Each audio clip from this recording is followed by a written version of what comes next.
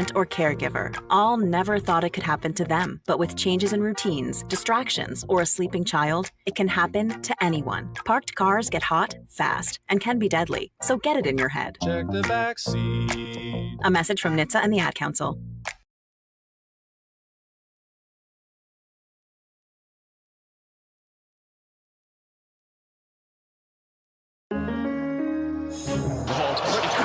Crossover. Oh, killer crossover. Just crossover. It just crossed him over nastily. Another victim to the crossovers. Cross him up and sit him down.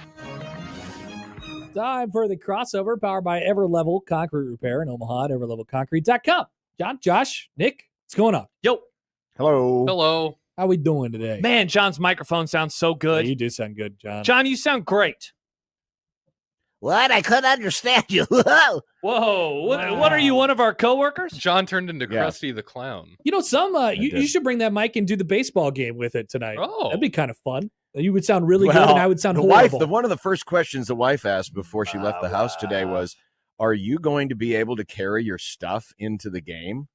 And I'm like, oh, yeah. I mean, I got my backpack. I'll be okay. But if I brought this thing with me, it would be a lot more cumbersome. Just put it in. Going to go down and help him? John, if you want me to come out and escort you in when you walk into the ballpark, I can help you. What a guy. What a guy. I'm not an invalid. I can walk on my own. John, how about you? Clearly not. You tripped over the bag. Behind the bag. You act like I can't move anymore. You should see me. I'm going up and down the stairs like I usually do, which is probably a stupid thing because sometimes I get a little careless. John, do you need help? I can help you. I need no help. Okay. John, no, but this mic stand is like very big and cumbersome. It's awesome. It sounds great. Well, that's John's the mic, used Josh. to That's the mic stand is just the thing that holds the mic. The mic is what does Well, I'm just saying it sounds good, John. That's what Mike's did. Hey, you know what? I was compliment John mad. I was watching the basketball game last night, and they were it the Celtics when they lost? Was it that game? Well, no, but was it the Celtics when they lost? Remind me what the Lakers did. Don't care anymore, John. I'm just here to root. Oh, that's right. You're out on the NBA. He is a pretend Celtics. Yeah, because fan. of Baylor. I love the Celtics. I've always he was literally a Lakers fan in the 80s.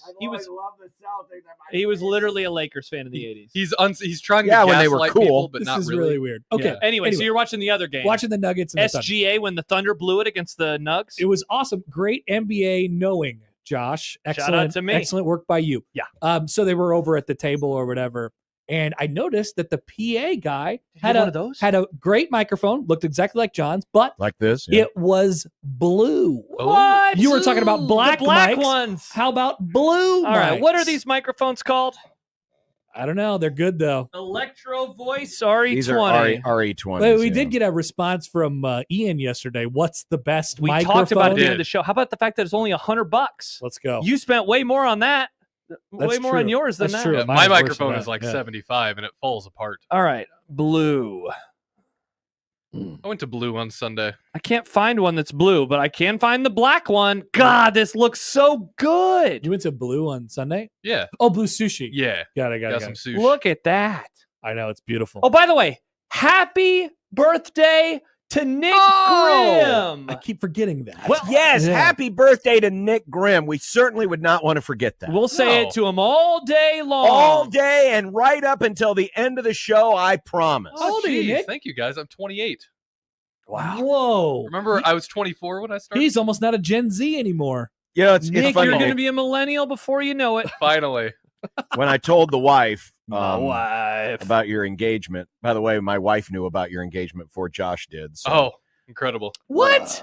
Did you post on Facebook? That's because I was the ring bearer, remember? Yeah, John, I didn't realize they were going to show you the ring. I thought in my head they just gave you the package and they're like, here you go, no questions. Quality assurance. She handed it to me and then, I mean, she I proposed didn't ask to you. To see it. She just, but I think she was, because she didn't, I don't know if she knew like the whole story. So she wanted to like show, hey, there's something in here. Yeah. You know, here it is. And then I asked her a little bit about it. And I said, how many, Captain Crunch box tops did he cash in to get that ring? It was Zyn rewards, actually. Oh, yeah, that's rewards. exciting. Anyway, reward.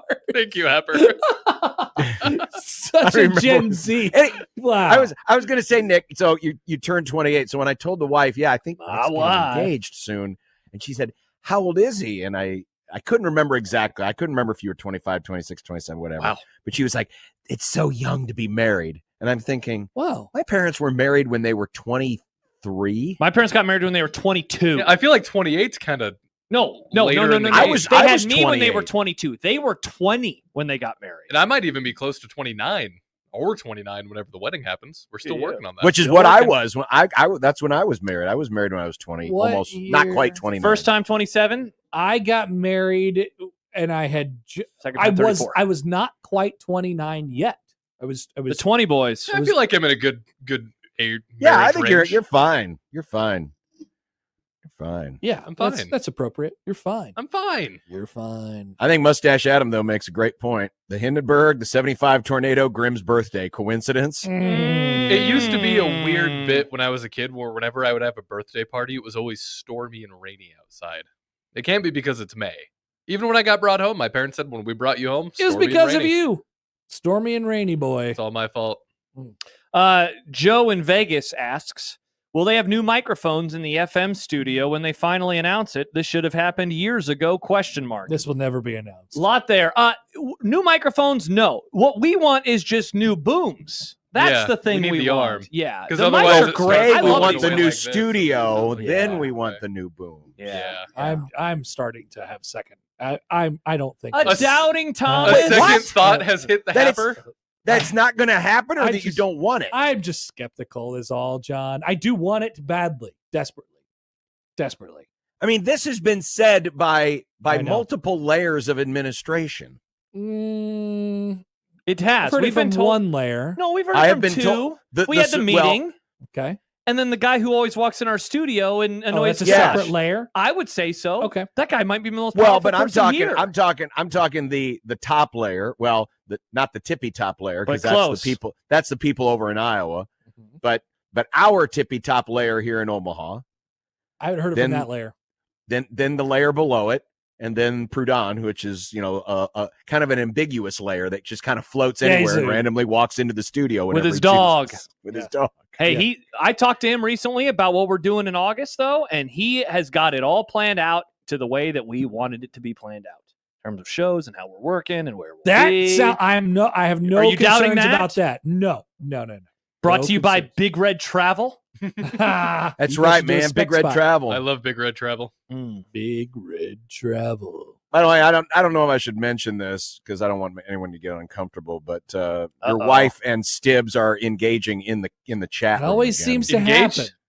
Yeah. It always seems to happen with And Stibbs isn't and even my of wife. this And area. wives. He's, Stibbs is at a Waffle House somewhere. Pearl Jam is playing, and so he said, Oh. Pearl Jam? I must go. wait a sec.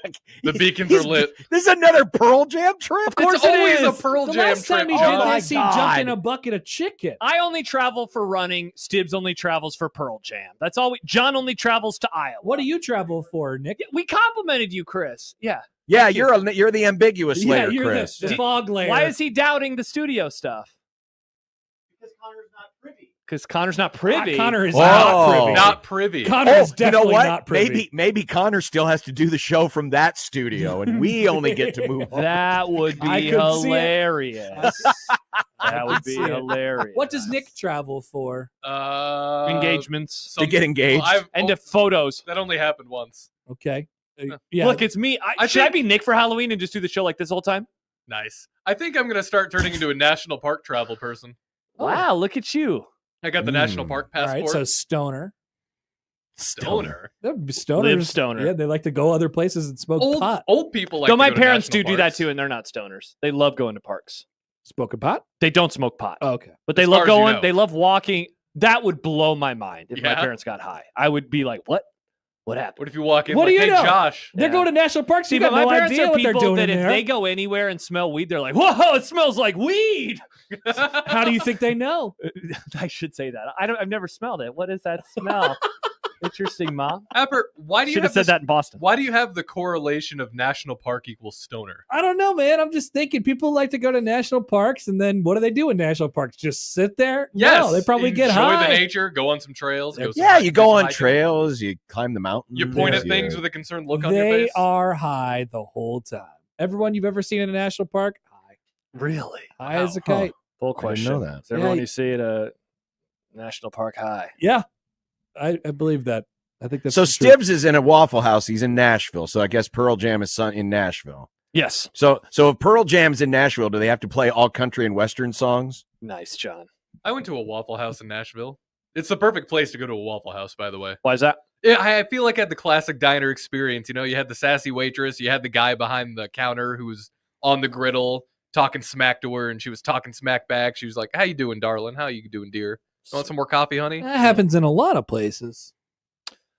Joe in Vegas writes, back to radio stuff. All right. Oh. Radio. Why is it Lincoln can have an FM radio station filled with a bunch of clowns?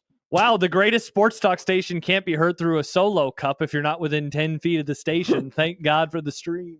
What you think about that whole message there, Happer? That's a good solo cut. My goodness, Joe. I will have you know that there is some radio stations in Lincoln that don't have great signals either. That's Famously. true. That's true. Yes, Yeah. famously. We're dreaming. But they have better studios. Yeah. Stib says there's no That- For chance. now. That they do. Stib says there's no chance you guys are getting the new studio. That's 2 USC iterations from now that will enjoy that. Look, this iteration has lasted over a decade. when- and the Yeah. one before that, not counting the John and Michael year and a half, also lasted about a decade. So we're Yeah. talking about what, like 2050? Yeah, so I it'll think that's be about right. when Crap. I'm hosting, Joey's my co-host, and Happer's daughter's our producer. Oh, wow. That's going to be awesome. That's some Oh, and then you're going to have to deal with all of her daddy issues because daddy was always gone doing things and never saw my daddy when I was You growing guys up. are going to make inappropriate jokes. Well, and he I kept don't saying, like that. You have so many side gigs, Happer, you're never going to see your child. Too many side gigs. That's what John's bit always is. Yeah, too many side gigs. Connor's an absent father. You do like calling games. I Well, do. I love baseball. Going to games. what are you doing with your daughter tonight, Connor? Oh, interesting. I won't be seeing her this evening. You'll be changing my diapers instead of hers. The next time I see my daughter will be tomorrow morning. Hey, She'll be that'll fast asleep by the be time here I get before home. you know it. Yeah, Be here yeah, it's before not you that know. far away. But then what are you doing this weekend? This is the last one, though, right? This is the last weekend series of the year? Last Besides home the cultural series, yeah. series, obviously. God. Maybe there will be a baseball tournament in there mixed in. Are you somewhere. still doing the Storm Chaser stuff as well? Is that done? less? Less stuff. Yeah. Okay. Less. That makes sense. You're so busy. They're the Easy. podcast of Josh. busy. Very busy. Josh is like, I got to not do this podcast anymore, and I. That's was what like, you. That was I got to do this. chasing 3 less. hours. Storm Chasers. Yeah. Handshake meme. Chasing 3 hours still. Hmm. Believe it or not, Hmm. for those Okay. baseball games. Well, that's cool. I haven't heard on what our situation is for the Big East. Well, John won't be going. Yeah, I will not be John's not going. allowed to travel anywhere anymore. I'm not allowed. Or to is he not allowed on the plane with the cube? Wow, this is a very interesting. I don't comment. take the cube with me. What's going on with the comments? Look at this comment from my wife. Oh, Uh-oh. Read that. Read that. Happer is a is a very present dad. He Uh-huh. juggles everything very well. Oh, congrats, Now, Dad, what's Dad. not seen because she is not in the video stream Yeah. is her leaning into the camera and doing this. Winking. No, Oh. no. Mm. RNG Schwartzwielder writes in, Connor is confusing national park goers with people living out of a van. Mm. Though there is a crossover, the van visits the park. The van is not specific to all that visit the park. Mm. Okay, that actually seems right. I am confusing those things. I'm sorry. I would say now I would live I, out of a van though. I'm not one that goes to a lot of national. I mean, the last national park I went to was. Didn't you go to one in Rocky Mountain. Colorado Rocky Mountain. before you had that really good fried chicken? That was the day after we had the No, really good fried I'm chicken. going Love to fried chicken. Denver at the end of the month. Maybe I should try to find this chicken place. You're going to go get high and go to another national It's park. You actually, I mean, That's if what you- you're going to do. I I'm gonna go recommend see Rocky you, Mountain. Rocky Rocky Mountain was Tapper. cool. Happer, it's legal there. and you know I was it. just talking to one of our coworkers about a recent trip to Colorado, and marijuana came up in this I bet it conversation. did. Yeah. You potheads. It wasn't me. It was the coworker. You guys are all pot smokers. No, I'm they convinced. put it in drinks now. Happer, you They can do just put it in you can drinks. just drink That You can just is get that at even some worse. places it. around here. Worse. Even worse. I It's don't want to gr- drink my pot. Full question. That's Do you want to ridiculous. drink your pot? No. Hmm. Gross. Gross. I mean, some people do it because it's sterile and they like the taste. Nice reference, John. Great reference. But that's God, a I whole love nother Dodgeball. story. I haven't seen Dodgeball in years. It's a great movie, Nick. That Movie might club. be we didn't movie club that one, We've did we? never done that. John, I would say, and for you, this is something about Mary. For me, Dodgeball is the greatest comedy movie-going experience I've ever had. Whoa. It was incredible in there. It was a packed theater because this was 2004 when people still went to movies. I remember that it was time. so much fun. People howling at how funny it was. I don't know if I've had a good comedy theater experience. Well, I'll tell you mine. Okay, what is it? Well, it's a movie that we've talked about a lot on this show. Dumb and Dumber. And I did not see that in the movies. I would have been 2. That's understandable. The Hangover. Also, Oh very yeah, good. yeah, Very that was a good good. one. One of the best movie going experiences See, I've ever had. I think it's not even the only comedy movie I'd ever been to at a theater was The Green Hornet, and people weren't in 3D. Wait a second. the What? hell? Yeah. You've never been to a comedy movie? No, I mean, when I was going to these movies when I was a teenager, there wasn't that many people going to the movies back home. It wasn't a very good theater. That is the most depressing thing you've ever said. Like, But if you think about it, I mean, comedies like that don't hit the theaters much anymore, do they? I guess that's true. No, Nick we is don't make movies. famously 28 No, we today. don't. Happy Yeah. birthday, Nick. thank you. See, now this Happy movie. birthday, Nick. Have you seen the trailer for the movie that comes out this week with Tim Robinson from I Think You Should Leave and Paul I Rudd? did see that trailer. It's called Friendship. It looks great. That comes out this week. I think this is going to be a movie theater movie for your boy. Oh, really? It's not Yeah. going straight I think- to Netflix? I It's think they're going to playing- the theaters. I think they're playing it across the street. Oh, really? Over I saw the preview for that at Film Streams when I was there. I saw The Mummy at midnight on Friday. Oh, yeah. How did that go? It was awesome. God, I love Seeing that The movie. Mummy The in Mummy theaters. with Brendan Fraser? Yes, it was in theaters. I saw that movie at a drive-in. So That's Film how I saw it Streams, for the first time. Film Streams just does this thing where the people who work there, they're like, all right, everybody pick a movie. And then every few weeks, we're going to play that movie. Wow. More comments coming in about funniest experience. Otson, Old School and Wedding Crashers were mine. Riotous experience. Dibs, Hot Tub Time Machine and Superbad. Hot Tub Time Machine was partly so great because my dad was crying the entire time. I was laughing at him. If I wasn't laughing at the movie, my stomach hurt after the movie. Wow, Stibbs' dad found it very emotional. Nice. Superbad. Patrick was says awesome. Pineapple Express tops my Oh, list. yeah. Theater smelled like Stibbs. Only the national park going potheads were in there. Oh. So I'm trying to think even which comedy movies would have come out when I was in my prime theater going age when I was a teenager. So Yeah. what, So 10 that- years ago? Would have been 2000. I was 18 10 years ago. Wow. That would have been 2000. What about This Is the End? Did you see This Is the End in theaters, Nick? No. Oh. I saw that one in What theaters. about Role Models? I didn't like that I movie. was too old. I saw Project X in theaters, but I had to sneak into the theater to see that one. You didn't like This Is the End? Oh, I love that movie. It was too meta.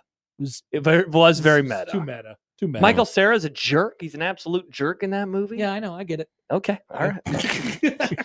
By the way, speaking of movies, did you, John, see the? This is maybe from a movie, but it's also from what it'll look like during the College World Series this year. What? AI John is right there, and then there's Gary, and then there's me or Nick. You know, Nice I can hair. be Leslie Nielsen. Wow. This is going to be awesome. yeah.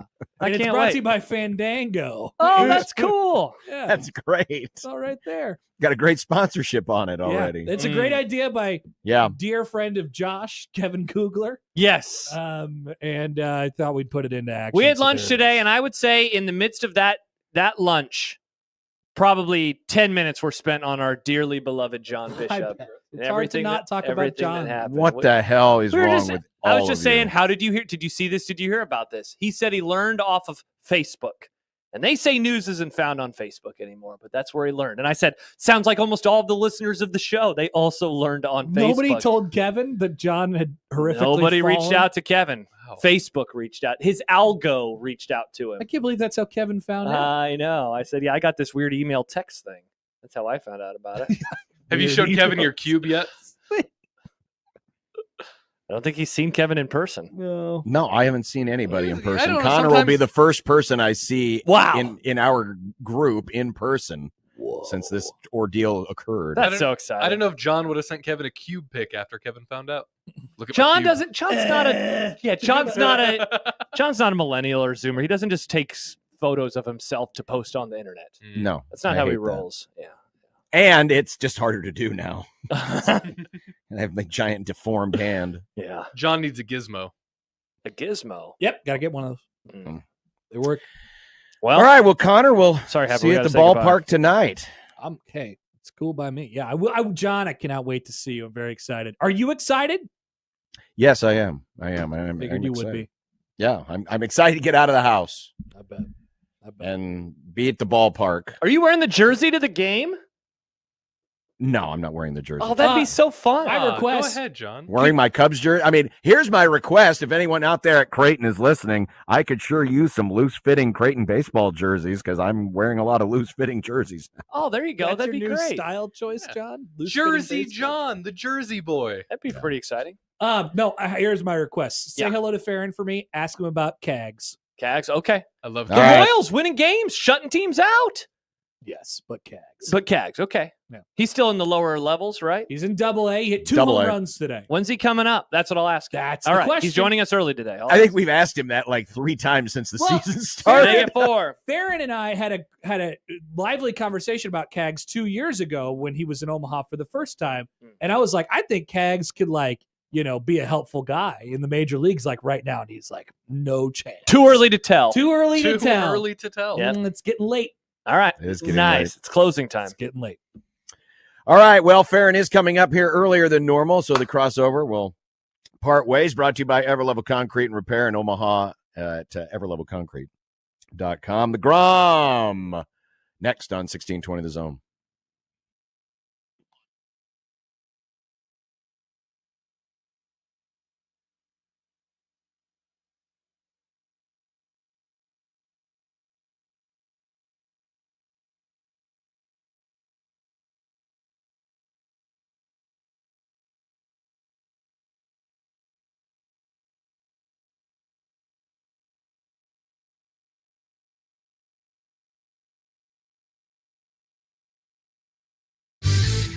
Your Omaha area forecast from the Godfather's Pizza Weather Center and KETV News Watch 7.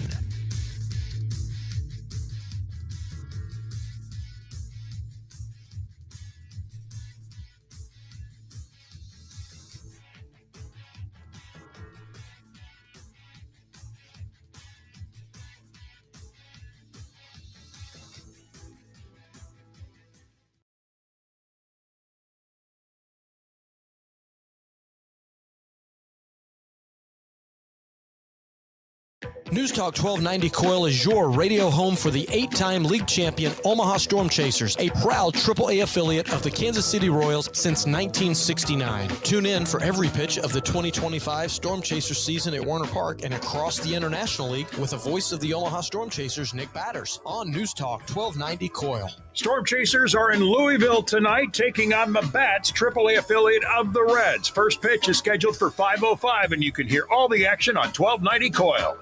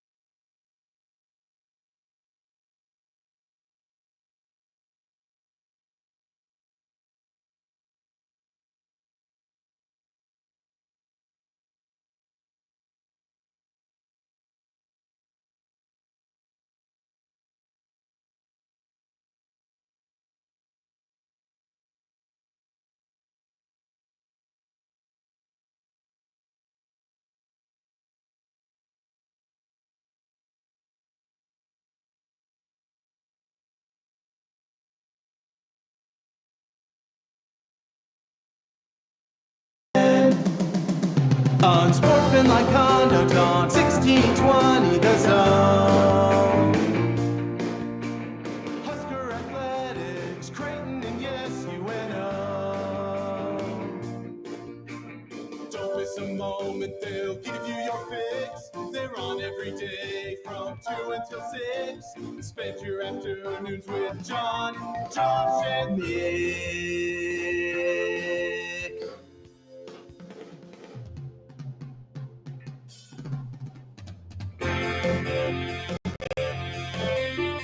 John, Josh, and Nick. They'll show you what sports talk really is. Oh, can you believe it? It's been 50 years. 50 long years. So the Hindenburg was way longer than 50 years No, ago. I'm not talking about the Hindenburg. Oh, the Titanic? Unsportsmanlike conduct on 1620 The Zone. Husker Athletics, Creighton, and yes, UNO. Da-da-da. No, it's been 50 years since the Omaha tornado of 75. Tornado. Which I saw all the memories today on the interwebs. Oh, yeah. I was just a baby at that time, so I don't remember a thing. But it harkens back to a funny moment from the history of the crossover from a couple of years ago when we got the random call. Do you even remember? No, it wasn't a crossover. This was just. I thought it was in the crossover. It was just during the show. It was during the show. Yeah. All right. I thought for some reason it was in the crossover. Yeah. We got a random call in the middle of the show, and it had to do with Husker football, right? Correct. Yes. And then it kind of, as you will see when we play the clip, you ask a question, and that is, I don't have the full, because Nick, what did you say? You have like a 5-minute. Yeah, it's like a 5-minute thing. So I think the first few minutes are Husker related. Yeah. And then you decide to have fun, and off to the races we go. So here it is, our way of remembering 50 years ago today. It happened just a few blocks away from where Josh and Nick are at our beautiful Dundee studios at 50th and Dodge. Yep. The 1975 Omaha tornado, as remembered by our friends, the callers. Last thing, any memories of the 75 tornado? Yes, our house got hit here on Cumming Street. No way, really? Yes. And no there one were got 6 hurt, houses, though. or 4 houses destroyed on this street. And across the street, east on 69th Street, nice. It was a straight line down on the other side of the 69th, across from Lewis and Clark. Yep. It was not touched. There you go. This side was really touched. Well, I'm glad you made it through. I'm glad everyone made it through good. I wasn't home, but my wife and children were at that time, and my wife has since passed on. But the children will never forget it. May 6, 1975. Yeah. We just passed the 47th anniversary. That was just horrible. Yeah. In Omaha, I think we only had 1 death then. There were 3. There were. I was just looking up some research. Josh, would you just settle down over there? There were 3. But it was the most expensive, costliest tornado in American history at that time. It was. Oh, that's right. It was just awful. Yeah. Jerry, terrible. Jerry, you have made my day. Not with the last story, but with everything else. Thank you. The Hawkeyes won't be very good this year, I don't think. Okay. I would probably a fine agree regression they candidate. Don't have any quarterback, and haven't had. Their defense has been super. It has. But they got a heck of a coach over there who had 34 players in the NFL last year. It's true. It's a good program. Jerry, have a great day. Thank you. You too. Good talking to you. You bet. Bye, Great Jerry. talking Enjoy to your you. show. Hey, thank you, Jerry. Program. How was that real? Was that real? Josh accusing him not being real. Oh, what a phone call. What a phone It call, was. dude. Thank you, Jerry. How about bearded Nick back then? Yeah. Wow, you look so different. Bearded and groomed Nick. Bearded Nick back then? I had 2 working hands. It was a different time. It's a different time. Different time in all of our lives. All right, let's get to the Griumm Down. By the way, the reason why we're moving on a little bit faster today, Mike Farron, who will be joining us shortly, is going to be on with us a little earlier. He's actually on the road getting ready to call some ACC baseball tonight. Baseball. Baseball. Give me a soda. And again, remember the Rooferees Weather Guard, John Higgins Rooferees Weather Guard. Home of the Rooferees. Griumm Down is, as always, until I have two working hands, voice to text. Yeah. To foul up 3 or to not foul up 3. That's the question. Jays versus Huskers, Game 3, the decider. Oh. Creighton head coach and service. Oh. And service. Wow. And service. Yes, there will be service during the interview with Ed Service. They're going to fill up my tank? Yes. Wow. Wash your windows, check your oil, check the air pressure. It's important to do. Yeah. Especially now it's getting warmer. Evan Bland of Omaha.com today. Oh. No Michael Brunts today, but Evan Bland, who covers the Huskers for Nice Omaha.com. getting Nick. Thank you. We'll preview Nebraska's side of the matchup. As we mentioned, coming up shortly, baseball with Mike Farron. Baseball. Why Steve did you put the guest in all sorts of a weird order here, John? Farron first, and then it's going to be Evan, and then Sipple, and then I Service. just thought it was a theme. You know, we had 3 in a row there featuring Nebraska and Creighton baseball. Okay, all right. Steve Sipple of HuskerOnline.com. We won't talk a lick of baseball with him because he is a good person. Wow. Jerk.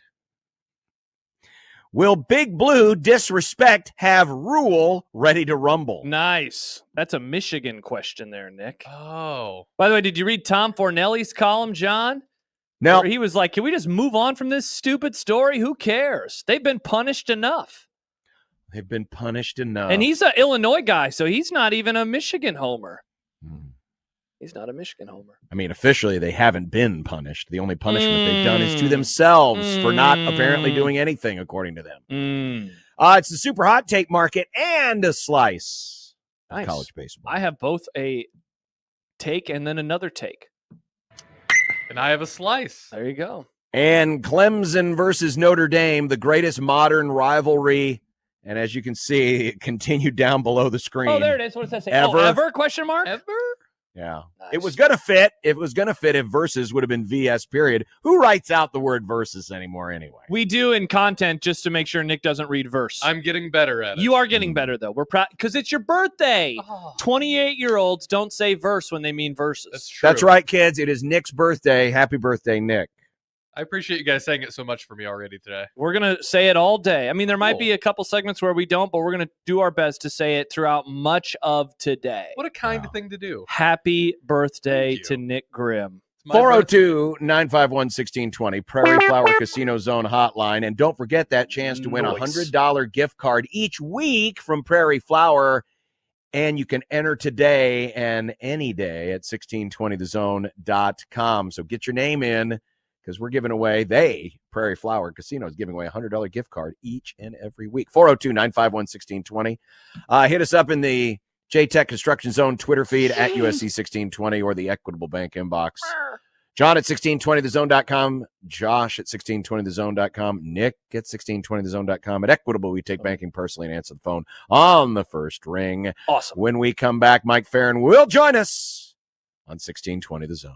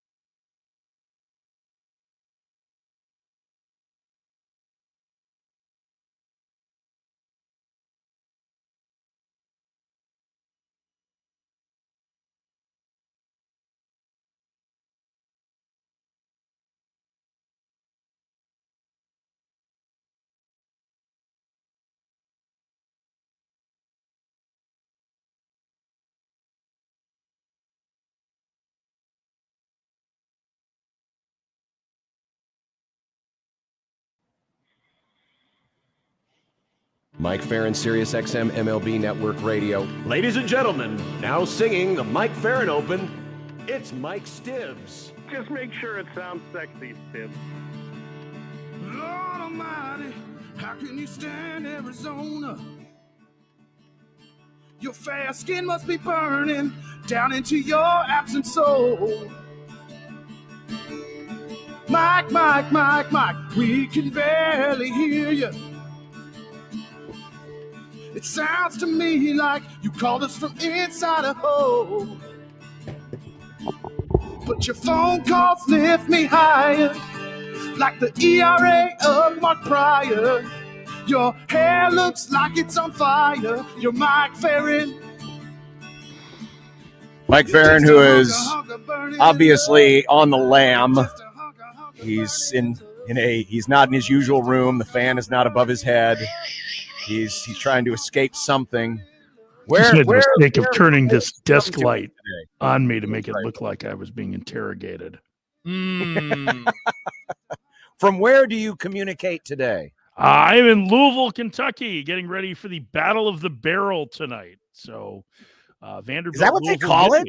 Yeah, they started it about. It's something that Dan McDonnell and Tim Corbin started years ago. That they play for a whiskey barrel, so which is cool. So and I think the series all time is tied. What hotel room number are you in, Farron? What hotel room number am I in? 666, of course. Nice, the number of the beast. Louisville's actually, so this is the second trip I've had to Louisville in the last 10 days. And this is I would recommend it, especially if you are into bourbon. This is a great city. Like, you can trip over a bourbon tasting room, which is great. Like, don't say trip over when John's on the video. Come on. Oh, sorry. Very insensitive. Well, and you won't even have a lawnmower to brace your fall. But yeah, it's great, and the food here is terrific. It's a great town, and Jim Patterson Stadium's a kind of a hidden gem in the ACC. So it's gonna be a lot of fun tonight. So good. Well, let's start with injuries because it's very close to my heart. It's on your mind these days. As I was putting together the new desk I'm sitting at, I was watching the Cubs game when Shota Imanaga went down with the hamstring. He's going to be on the IL. Which help did you have putting that desk together? That would be my son. My youngest son did 90% of the work. I sat there and was like, "You sure that doesn't go over this way?" Did he use the directions, or did he try and? Oh yeah. Just raw. Oh yeah. No. If there's one thing I teach my children is not to raw dog. All right. So the Cubs showed up for the next couple of weeks. What odds would you put on Cade Horton getting any kind of a call here over the next 2 weeks? I think it's probably pretty good. I don't know. I'm not a very good odds maker, so it's going to be tough for me to come up with an exact number on it. But I think they probably go with Chris Flexen. But I think there's a non-zero chance they go to Cade Horton. So I would say that if you were looking for betting favorites, I would say Flexen is probably it. Made a little bit of an adjustment, it sounds like, in his arm slot. Pitched really well in AAA, and he's got a lot of big league experience. And Horton really, he missed almost all of last season because of injury and wasn't effective. And he's been very good his last 3 starts, but I think you can probably be a little bit more patient with him. You have to burn a 40-man spot this early in the season for him, which isn't something that would preclude you from doing it necessarily. But if you have an easier path, and certainly it sounds like the indication was that Imanaga won't be out for a significant amount of time based on Craig Counsell's post-game reaction. So if it's like you're talking like 4 starts, 3 or 4 starts, I think probably it's Flexen. If it were going to be longer than that, I think that Horton probably would see a little bit more significant look. But that's kind of the way I would guess that Flexen is the favorite. And then, behind him is Horton, but I don't think it's out of the realm of possibility. I mean, even Counsell said that he was a candidate. Mike, should Royals fans be more excited about all the shutouts lately and signs of life from their offense, or Cags and how he keeps hitting home runs at the AA level? Well, I think they should be excited about the major league team, probably, although I'm still questionable as to how much this offense is going to produce. I mean, listen, Bobby Witt Jr. is amazing. We know that, right? Vinny Pasquantino is starting to heat up. We were talking a little bit about it at the end of our show today. Michael Garcia is having a really good year, and I think it's flown under the radar. I mean, he was a guy that was a popular breakout pick a year ago because he hits the snot out of the ball, and he did, but he hit a lot of them into the ground last year and didn't get great results. Results have been better so far this year. I mean, he's hitting well over 300. The on-base percentage is near 400. And he just seems like he's a pain in the tuchus to play against. I can't imagine that there's a whole lot of opponents who love competing against Michael Garcia because he plays with kind of an intensity and an edge that I think can rub guys the wrong way, and I love that. So I think there are some good things going on there, but they could use a power corner outfield bat. And to me, the big question is whether or not Caglione can play a credible enough outfield, because that defense is super important in that ballpark, because it is the only ballpark with more square footage in their outfield is Coors. Interesting. When you look at the standings, and it's only 6 weeks into the season ish, something like that. Not even. We're not even. I guess it's for 6 weeks, but we're not to the quarter too early point John. of the season yet. Yeah, I mean, that's when you start making. I hasten in case I get the too early to tell a warning from Farron, but you look at the American League East right now, and Yankees are 3 up over 500, but they lead the division. Red Sox are, and then the Rays. Orioles are off to a terrible start based on where we expected them to be. They're minus 55 in run differential. Is it just me, or does this division seem very mid for a division that, very recently boasted 3 contenders for the pennant? Yeah. I think it's pretty mid. I mean, that's the way I would describe it too, but I kind of felt that way coming into the year, is that you've got 5 so-so teams. And really that's the case with a lot of the American League. It's just not a great league overall. The best teams there in the National League this year, and I think they were on paper a year ago too. So, I don't think that I think all of those teams are World Series contenders in the American League because it's pretty balanced, but I don't think Tampa's got the offense to be there. I think Toronto's a little better than what their record shows right now. I think the Red Sox have a chance to be a lot better than what their record shows right now. And if Baltimore gets any pitching whatsoever, their young hitters are just starting to heat up. So the Yankees are clearly the favorite in the division. I don't think it's a slam dunk that they win it. And I don't think that we're necessarily looking at the teams in the East and going, man, they are so much better than the teams at the top of the Central, or maybe even the team or two at the top of the West. Mike, what if, of all the Aaron Judge stats that he has so far this year, I mean, pretty much all of them are video game-esque. What's your favorite one in terms of you think he can maybe not keep it up for the next however many months, but maybe stay in that same territory moving forward into the summer? I haven't looked at his numbers precisely enough to have an idea of where that is. I mean, I'm assuming he'll end up leading the American League in home runs, and I know he's right near the top in that. I don't track the stats quite like that on a daily basis. I know he's hitting over 400. I thought it was interesting that Jason Stark wrote about it today, that he's had basically the best 5-year run of any right-handed hitter in baseball history. I mean, he's been, to me, like the weighted runs created plus being over 200 for a third straight year is pretty remarkable. I mean, that's Bonzian when you start talking about the territory that he's in. So I think that to me is the one that it may come down a little bit, but the fact that he's got basically a chance to have 3 seasons where he was twice as good as the league average offensive performer, that to me is what really stands out. Yeah, the thing, the Jason Stark article, so his runs created, which is, an analytics, based statistic. It weighs in, factors like, pitching ERA, the ballpark, all these different things. Right. He's 107. Yeah, he's 107% better than the league average. Yeah. And when you compare to other great right-handed hitters of all time, most of them couldn't get out of the 180s in terms of runs created plus.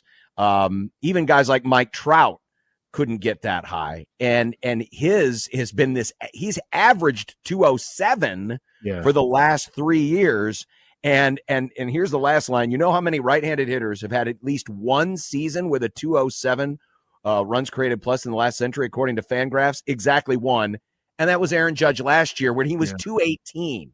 Yeah. Incredible. I mean, it's so 100 in that metric in weighted runs created plus is average. Average. And, That's and average. so that's average so player. yeah. So when you start looking at it like that, and I actually think it's a really helpful stat because what it does is it tries to balance by era, right? So you're taking into account, extreme offensive eras like the 1930s get balanced with extreme pitching eras like the late 1960s and early 1970s. So yeah, we're talking about an historic run from Judge, and he's just so much better than everybody else in the league, and also he's so much better than every right-handed bat ever. Right. Like that's like, we used to have that debate, because I'm never going to, like, I respect baseball's history a ton. I mean, I grew up with baseball history. But I also think that you have to look at the players currently and see how they factor in. And so I, for years, made the case that the greatest right-handed hitter of all time could be Albert Pujols or Manny Ramirez. And what he's doing is like dwarfs what those guys did. It's, significant in comparison to like Henry Aaron and Willie Mays, and all of the greatest right-handed hitters of all time have not dominated their league in a single season the way that Judge did last year, and he's doing it again. Mike, I have to imagine we talked about it in the postseason. I just can't remember, but like, does then that conversation about his struggles in the playoffs like annoy you, or is it just the cost of doing business for a player his level? Yes, I mean I think yes to both, right? Like it's. We can play that with 30 game samples of anybody. And I think, again, like you're facing better pitching in the postseason than you are at any other time. Sure. I mean, I think one of the things that earned Jeter's reputation as a great playoff performer was actually that his numbers didn't suffer. If you look at his career line and his postseason line, they're pretty close. And I think it just says he was doing what he normally did against a higher quality of pitching, right? So, Judge had a rough go where he struggled, and there was a lot more chase and a lot more swing and miss. And, he also was in a position where he was much more the focal point. It was him and Juan Soto were their offense last year, which is better than it was the year before when it was just Aaron Judge.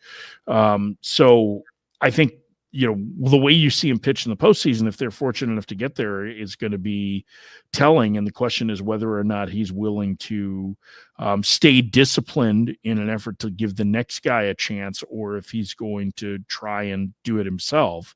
And there are benefits and drawbacks to both, right? So, we're only dealing with a handful of plate appearances in the postseason, even with the expanded postseason, compared to what we see over the course of a regular year. And so I don't think anything that he's done to this point diminishes how awesome a player he is. Mike, as we wrap things up, you're in Louisville. You're getting ready to do some college baseball. I know you've been very ACC pilled for the most part this season, but I'm curious, 5 weeks out from the College World Series, wow, what are you most interested to see over these next few weeks?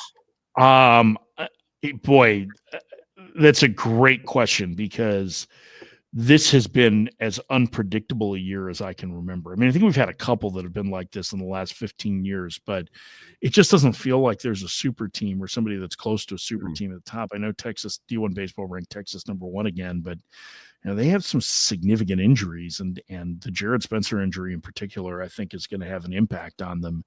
I think I'm curious to see who ends up getting a host. I mean, something as simple as that.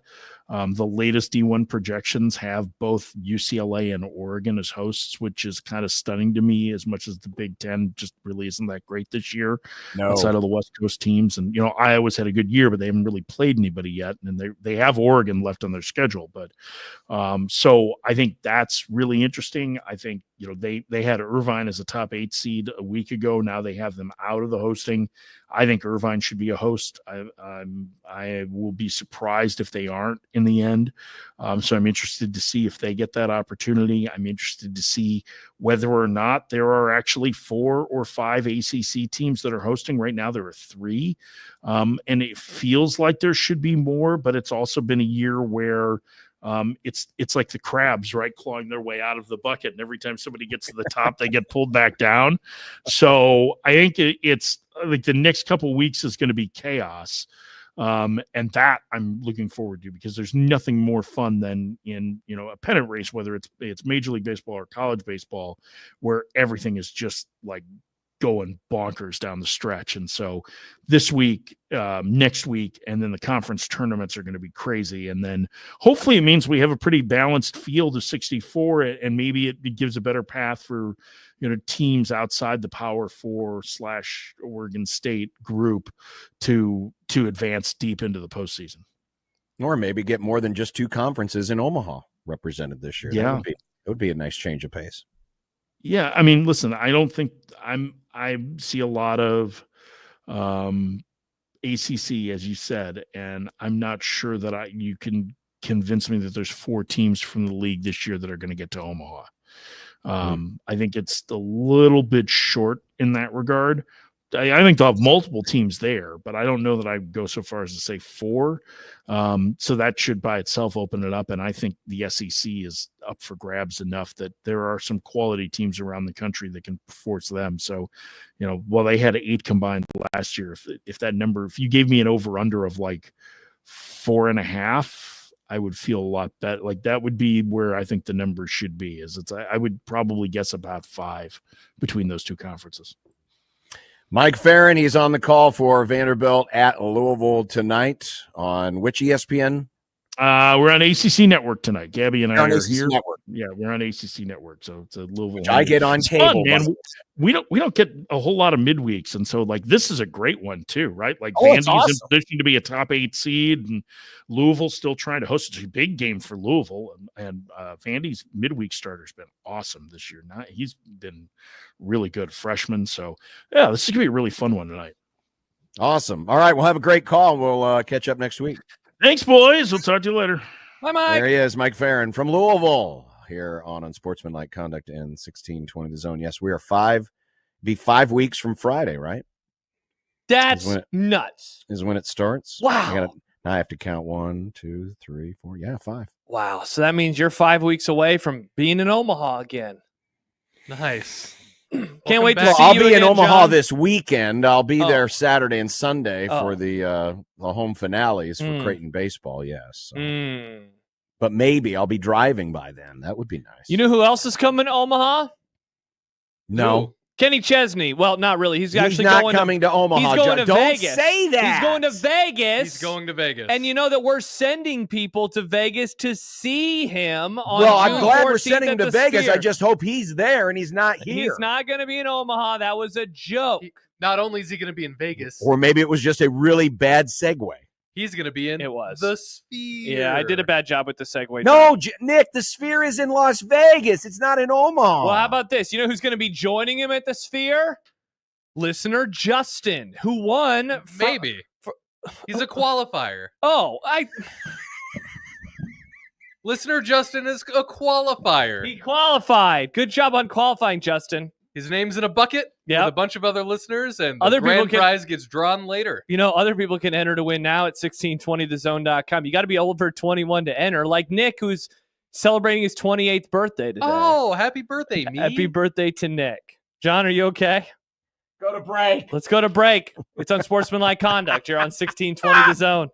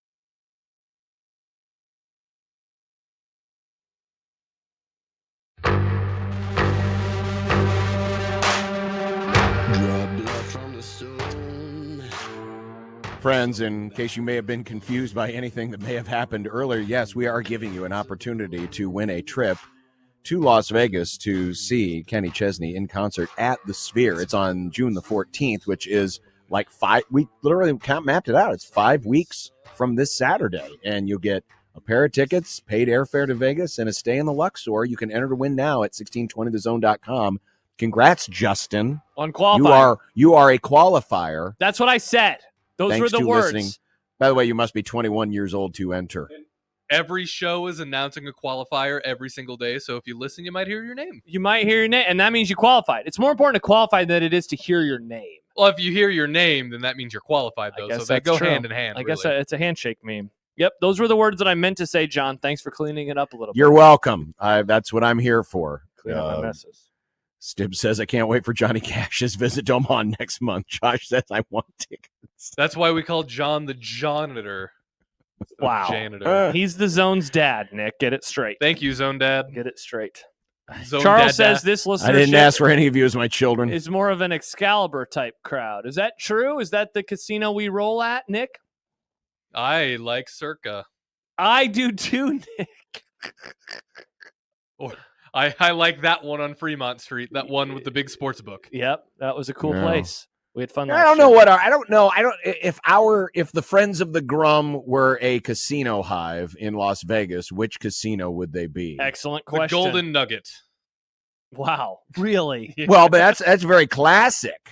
It's a very classic casino. but It's one of the like, OGs. It's one of the oldies. You know, it had its day, but then Yeah. as it's gotten older, it's gotten a little. Are you describing smelly. John right now or our listeners? I'm not calling John smelly. Okay, I just wanted to make His sure. cube and hand is Oh, smelly. his hand is stinky right now. What do you think is stinkier, the cube or your hand? I have no idea. The cube, I haven't touched the cube in 4 or 5 days. Oh man, when you get that cast off, John, it's gonna Wow, stink. John quit the cube cold turkey. Oh, he definitely. I did. had to. Well, yeah, I wasn't going to carry the damn thing around with me. I mean, J-Man, Kenny Chesney is playing an acoustic set on 101.9 The Zone. Nice. Nice. So, John, you should keep the cube around because you could cut because it's just a foam cube, right? mm-hmm, Yeah, you could cut like a slit in it and you could have a little cube pocket. You just put all your stuff in the cube pocket. You are obsessed with this cube. I like the cube. Yes, I know you like do. the cube. You know, if you want the cube, Nick, I will bring you the cube and you can take the cube. Bring it to the ballpark tonight. Give it to Happer. Happer can deliver it to Nick tomorrow. No, I don't want it sitting in the ballpark next to me. I have enough things to carry. I've been told I need to have people carry my stuff for me. You How am I going to have them do. carry the cube? You need to let people help you, Yeah, John. John, it's okay to ask for help. Katie writes, not if I can do it myself. Katie says, you're all kidding yourselves. This is absolutely a circus crowd. Oh. Tough. Ooh, boy, yeah. Tough look. But we got a really good steakhouse. Hell yeah. Did you know this? Circus apparently has a really good steakhouse. I It's did like not. one of the better ones in Las Vegas. It's the only redeeming quality about that property. I wanted to go there, but Nick needed to go to a burger joint and White Castle and all Again, these garbage places. You and Happer went there first, and then you told me you were there, and I said, because I'll we meet knew you wanted to be there. Or is it because Happer just wanted to tell people how much he respected he them? did say he respected them? He did respect them. Well, maybe it's just we as the Zone family need to elevate our game, and to help do that, we probably need to make as much money as Matt Rule makes. That's true. Mm-hmm. Did you see this? Did you hear about this? Matt Rule last night didn't meet a camera he didn't like. Oh yeah, he showed up at the Met Gala?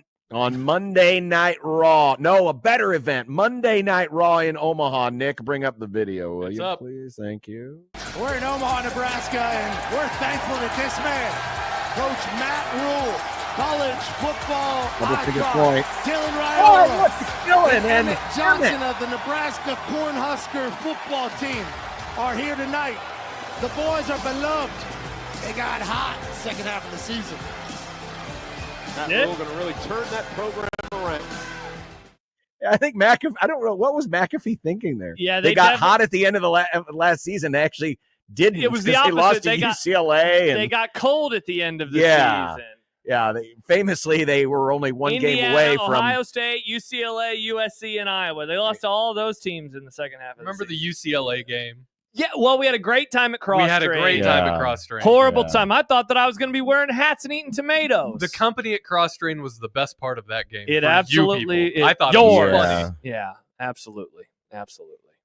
Matt Rule, I'll give him credit, man. He gets out there.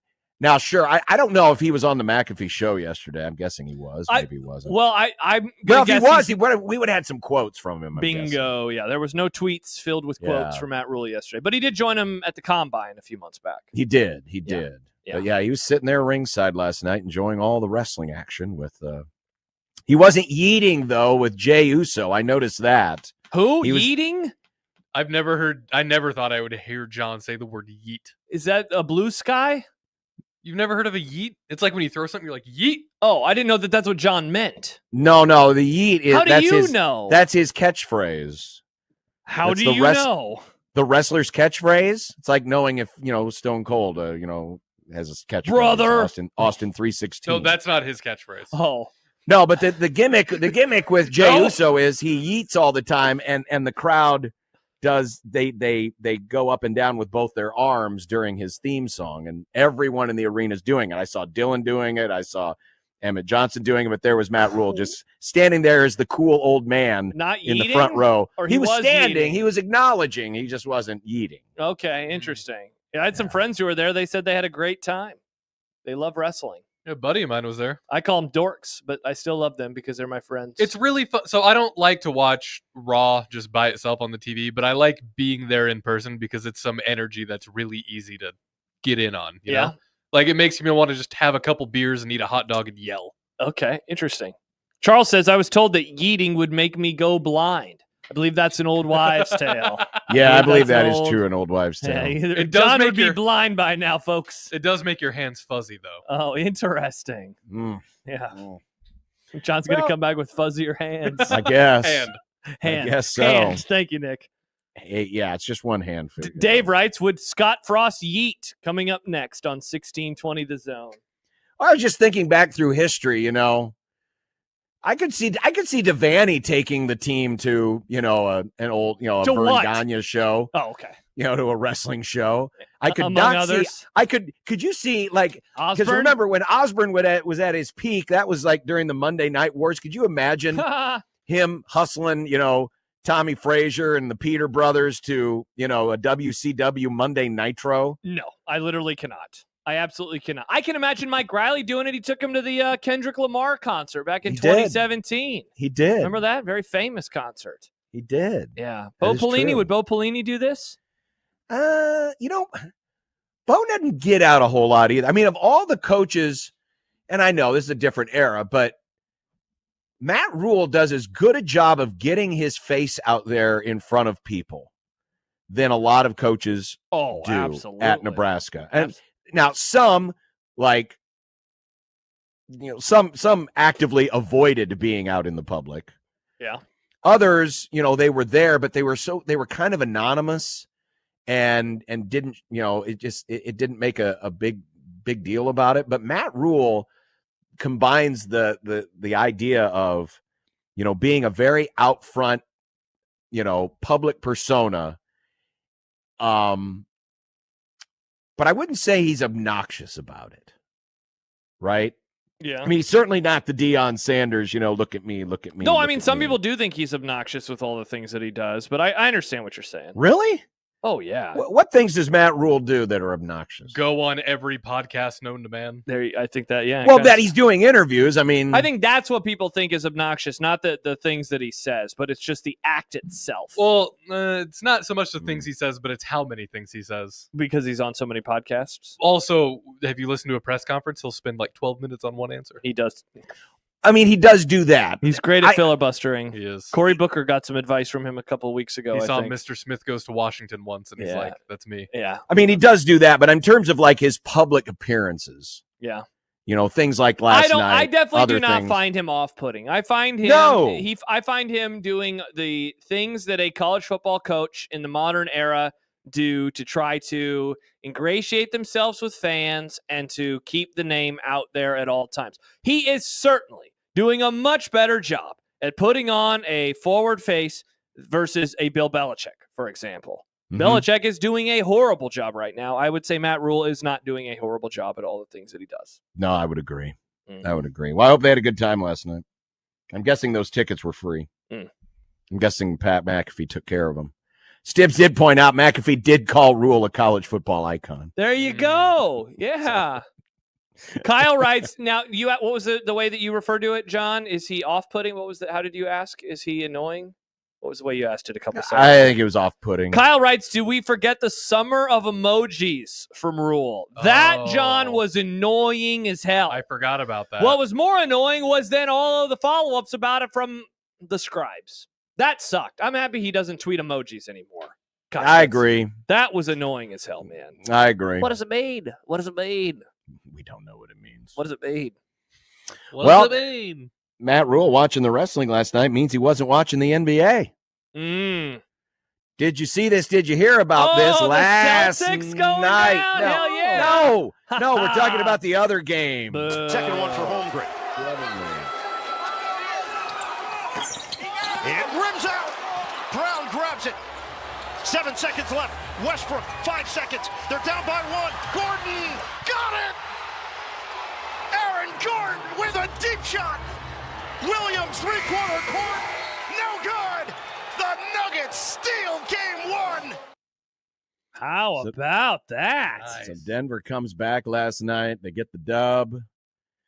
They pull off the upset after falling behind. And it looked, I mean, they weren't really, they weren't trailing by as much as the Knicks were trailing by. No, but they were down by double digits in the fourth quarter. But it never felt like I didn't see like game control metric or anything like that, but it felt like that game was in Oklahoma City's hands the whole way through, especially in the second half. And then it went up. It changed fast. It changed fast. And of course, a lot of the talk after the game was the foul up 3 strategy, which has been, that's been their MO, Oklahoma City's MO. Now, I don't want to pretend, because I know that because of the way the games are played, the rules of the game are a little bit different. The skill levels are different. The old axiom in college is if you're going to do the foul up 3, you're not doing it with 12 or 15 seconds. And that's when they did it. And that's when they did it. Which is early, man. And they did it twice. Yeah. They did it twice. And which gives them a chance, in my opinion. The Thunder doing it to the Nuggets gives the Nuggets more of a chance to extend the game, because suddenly they're going to the line. If they're making 2 free throws, suddenly it's a 1-point game. And look, I understand the thought process, right? Is, well, but Josh, if they go down and they shoot a 3, then it's tied. But man, 12 seconds is so early. That is so early. For some people. It is so early to do a foul. And I guess I would take that. I'd let that possession kind of unfold for a little bit longer before I would decide to foul. At least that's how I'd operate. Well, because they did it the first time, and then Jokic made the free throws. But then that gave them, it gave him the chance to sub him out because he had 5 fouls. Yep. And he had 5 fouls for a long time last night. And then the Thunder got the dunk. Yep. And then right after Denver inbounded, they fouled him. They fouled Gordon they only took 0.4 seconds off the clock. Yeah. I mean, they fouled him in the backcourt. Yeah. With 0.4 seconds only coming off the clock. It's like he's not going to shoot it from there. Correct. He's not going to shoot it from even half court. Yeah, you could have had a lot more. You could have worked more clock. Yeah, you could have had a lot of time tick off.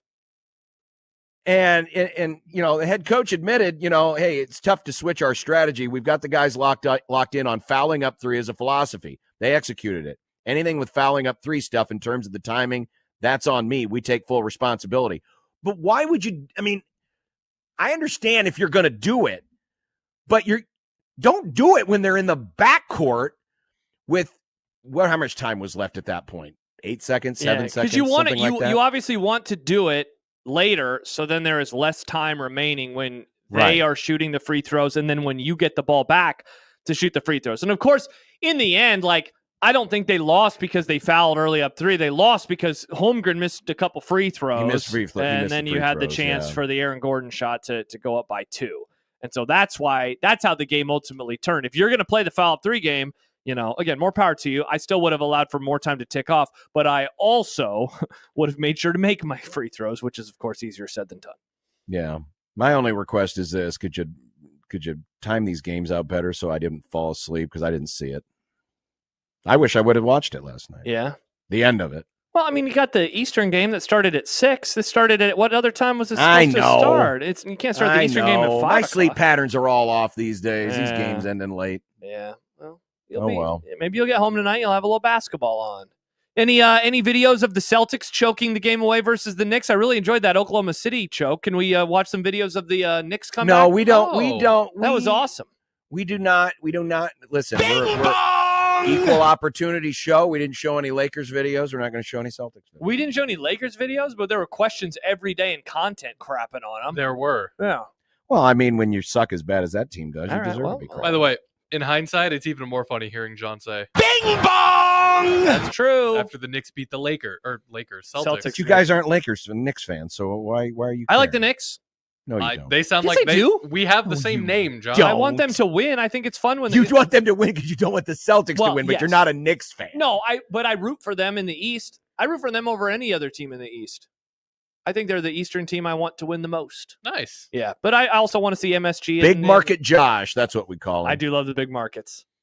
John, you're a Cubs and a Rams fan. What markets are those teams in? Interesting, fascinating stuff. St. Louis used to be a small market. Well, they're actually the teams I root for. They're not the teams that I just adopt because whatever I want. The Rams were in L.A. when John became a fan of them. Oh, Nick. my bad. That's right. I keep forgetting that. Yeah. They moved back. Yeah, they'll always be the L.A. Rams to me. Yeah, indeed. All right. Did you see this, by the way? Did I hear about it? And I don't know if it's true. Oh, okay. Interesting. Awesome. What are we talking about? But here? it is coming from and I say that because it's coming from the Reddit college football account on Twitter. Okay. I don't follow that account. I might. I think it sucks. Anyway. But that there is allegedly an anonymous Colorado fan who identifies himself as John Doe suing the NFL for $100 million due to the emotional distress caused by Shedeur Sanders dropping to the 5th round of the draft. That's not true. That can't be true. Now, okay, there is accompanying the tweet. There is a screenshot of the legal filing. No way. Or at least part of the legal filing, not the whole legal filing, but it's the one that's got all the numbers down the side and it's got paragraph B, C, D, E. Here's how it reads. Okay.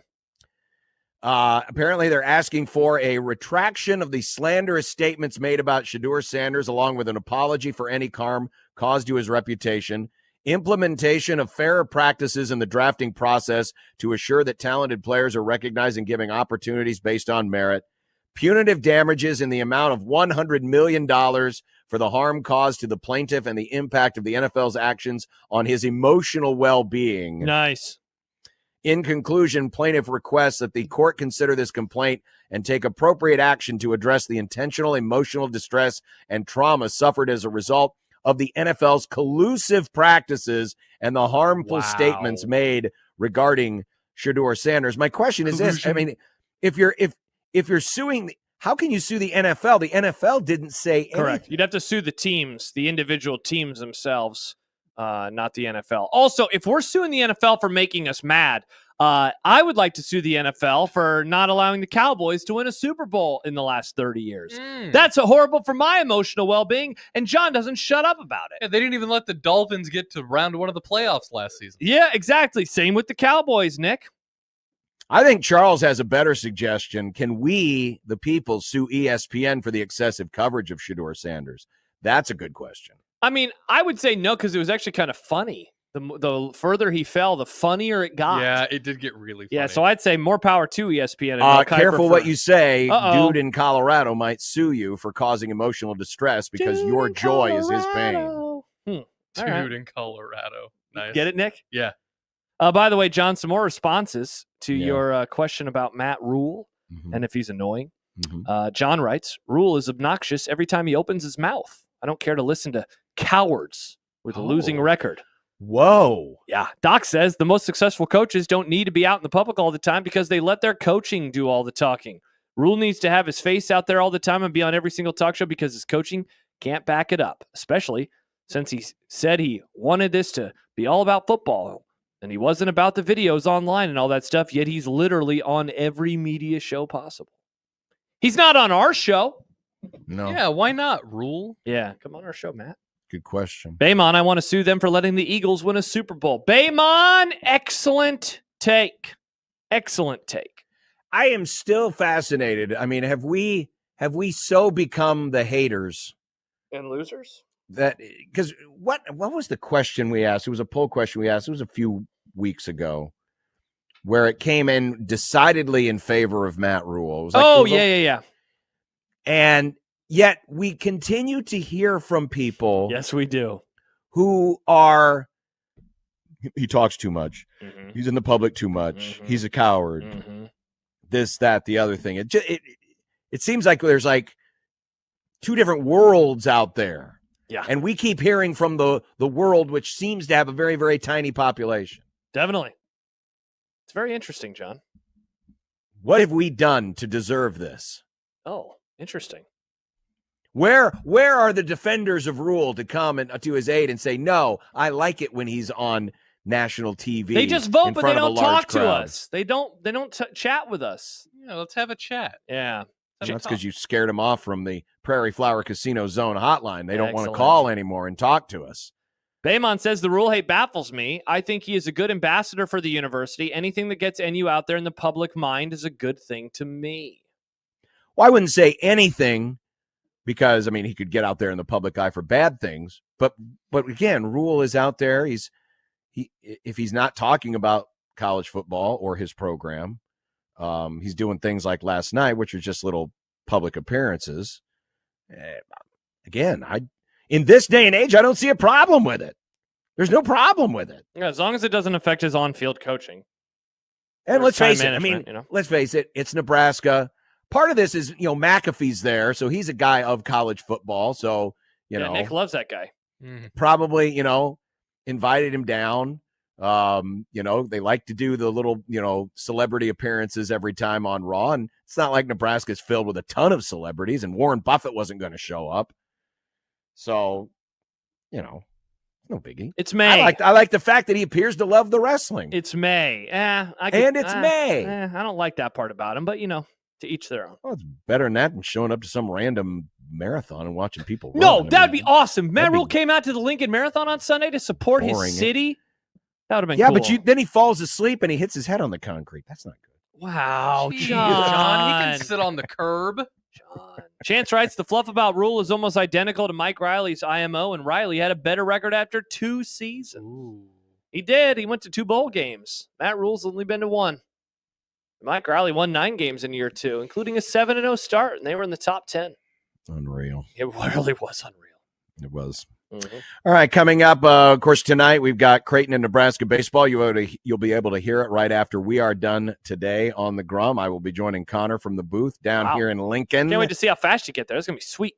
At Haymarket Park. Evan Bland is going to join us coming up at the bottom of the hour to get the Nebraska perspective. A little later on, Ed Service will join us in the happy hour. Nice. I guess it's kind of a pregame interview as our coverage gets ready to ramp up. But it's an important – I'd be curious to see how these teams treat tonight, how important tonight is, given that these squads have pretty important weekends coming up. Yes, they do. This weekend and the next weekend, which are the final 2 weekends of the regular season. So we'll have that and a whole lot more. Stick around. It's Unsportsmanlike Conduct on 1620 The Zone. Your home improvement company is looking ahead to the Memorial Day weekend, and they're doing so with their big Memorial Day sale. But the good news is it's not just for the Memorial Day weekend. It's for the entire month. It's going on right now, and it's your opportunity with your home improvement company to really spruce up that bathroom. You can transform your space and save up to 20% off a bathroom remodel, plus act now for an additional 10% off and free plumbing with qualifying purchases. So if you're looking at modernizing your bathroom, getting the walk-in shower, changing out the cabinets, whatever the case may be, you can make it happen and get great financing offers, 0 down, 0 interest, 0 payments for 12 months. Call today, 402-764-1720. Schedule a free in-home consultation with YHIC. This Memorial Day sale runs now through May 31st, so don't miss out. Let me repeat. Get up to 20% off a bathroom remodel, plus act now, and up to an additional 10% off could be yours, and free plumbing for qualifying purchases. 402-764-1720. That's 402-764-1720. You're going to love the difference with your home improvement company. Go to YHIC.com and find out more. Trust me, YHIC will exceed your expectations and make your home better. Don't wait. The Memorial Day sale ends on May 31st. Call 402-764-1720 and love the difference.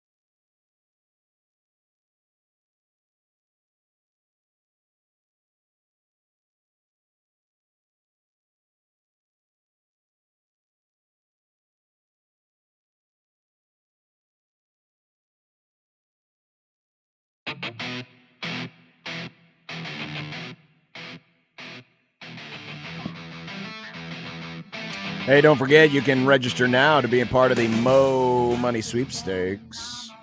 Win $5,000, Mo Money giveaway. Enter to win now at 1620thezone.com with Saul's Jewelry and Loan and 1620thezone.com.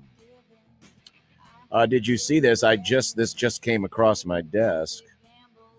The Big Ten Conference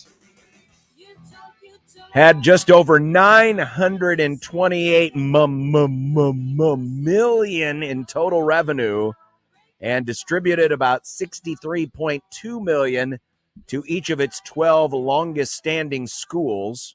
That includes Nebraska. Hell yeah, it does. During its 2024 fiscal year, the figures. What? Sorry, I was just going to say real quick, 12? They don't do it to Rutgers or Maryland still, huh? They're not getting Well, the it's the full longest. share? Remember, everyone's had a different deal. The West Coast schools, this wouldn't count the West Coast schools anyway, because this is 2024 fiscal year. This is before they joined, but they'll get full shares. But Rutgers and Maryland, I think, are still on some kind of a weird phased-in plan. I think Maryland, if I remember right, I think Maryland got a lot of their stuff up front because they were in such bad straits, but now it's all very confusing. Mm-hmm. But the average is $63.2 million for the longest standing schools. That includes Nebraska. The figures represent a 5.5% increase in total revenue and a 4.5% increase in per school payouts compared to the previous fiscal year 2023. So again, this is the 2024 fiscal year, which is July of 2023 to July of 2024. So right before the West Coast schools joined the league. And so that money or that price is going to go up, right? The TV deal? Well, interesting you say that because according to the new records, this is from the report out of the USA Today, the figures indicate that the conference's revenue for its ongoing 2025 fiscal year, which is wrapping up in this July, will increase to somewhere between $1.2 billion and $1.4 billion. So if you do the math, even on the low side, you're looking at about a $300 million increase.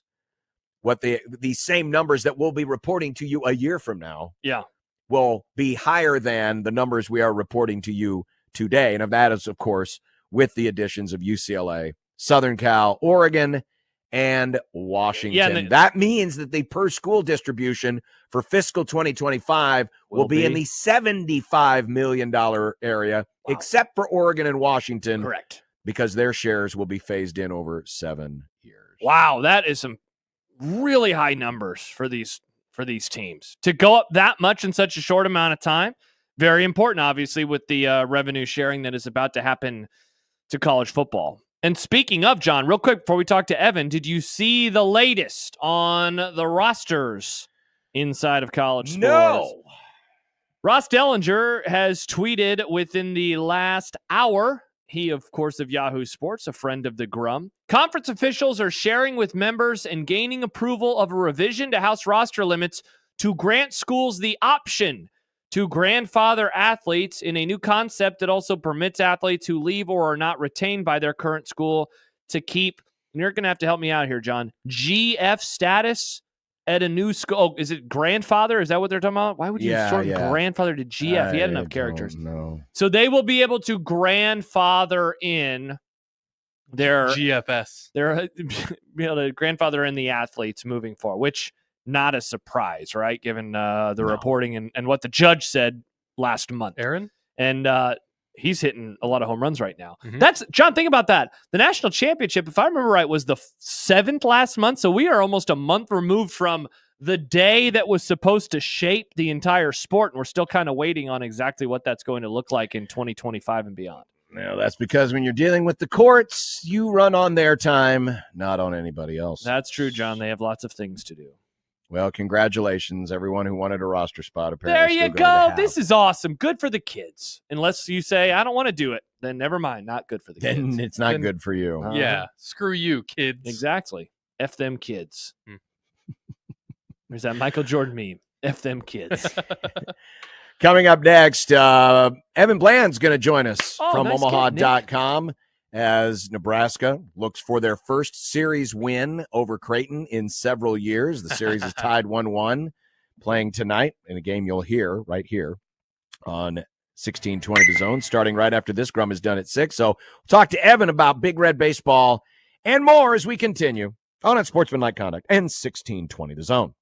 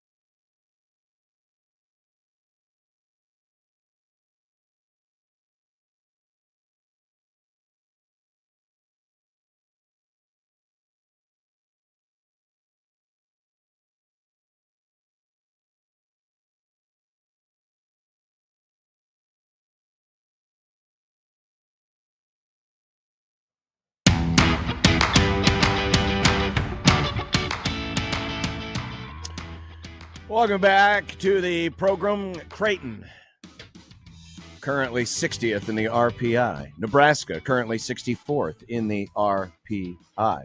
Certainly very different fates in their conference. Creighton is a half game up on UConn with 2 weekends to go for first place in the conference standings, while Nebraska is hanging on just to get into the top 12 of the Big Ten to get into the tournament, which will, of course, be held here in Omaha in only about 3 weeks from now. In fact, I think it starts be 3 weeks from tomorrow, if I'm not mistaken. Evan Bland of the Omaha World Herald, kind enough to join us here this afternoon. Evan, good afternoon. How's your day going so far? Evan? Nick? Hey. Hey, Evan. There he is. How you doing, Evan? Hey, guys. How's it going? Doing well. Good. So how does this game measure up in importance given the circumstances that lie in front of Nebraska right now? I mean, they are looking at the RPI, and this certainly would help. But, of course, the next 2 weekends, without the next 2 weekends going their way, they're going to find themselves similar to the basketball team and being on the outside looking in to get in just into their conference tournament.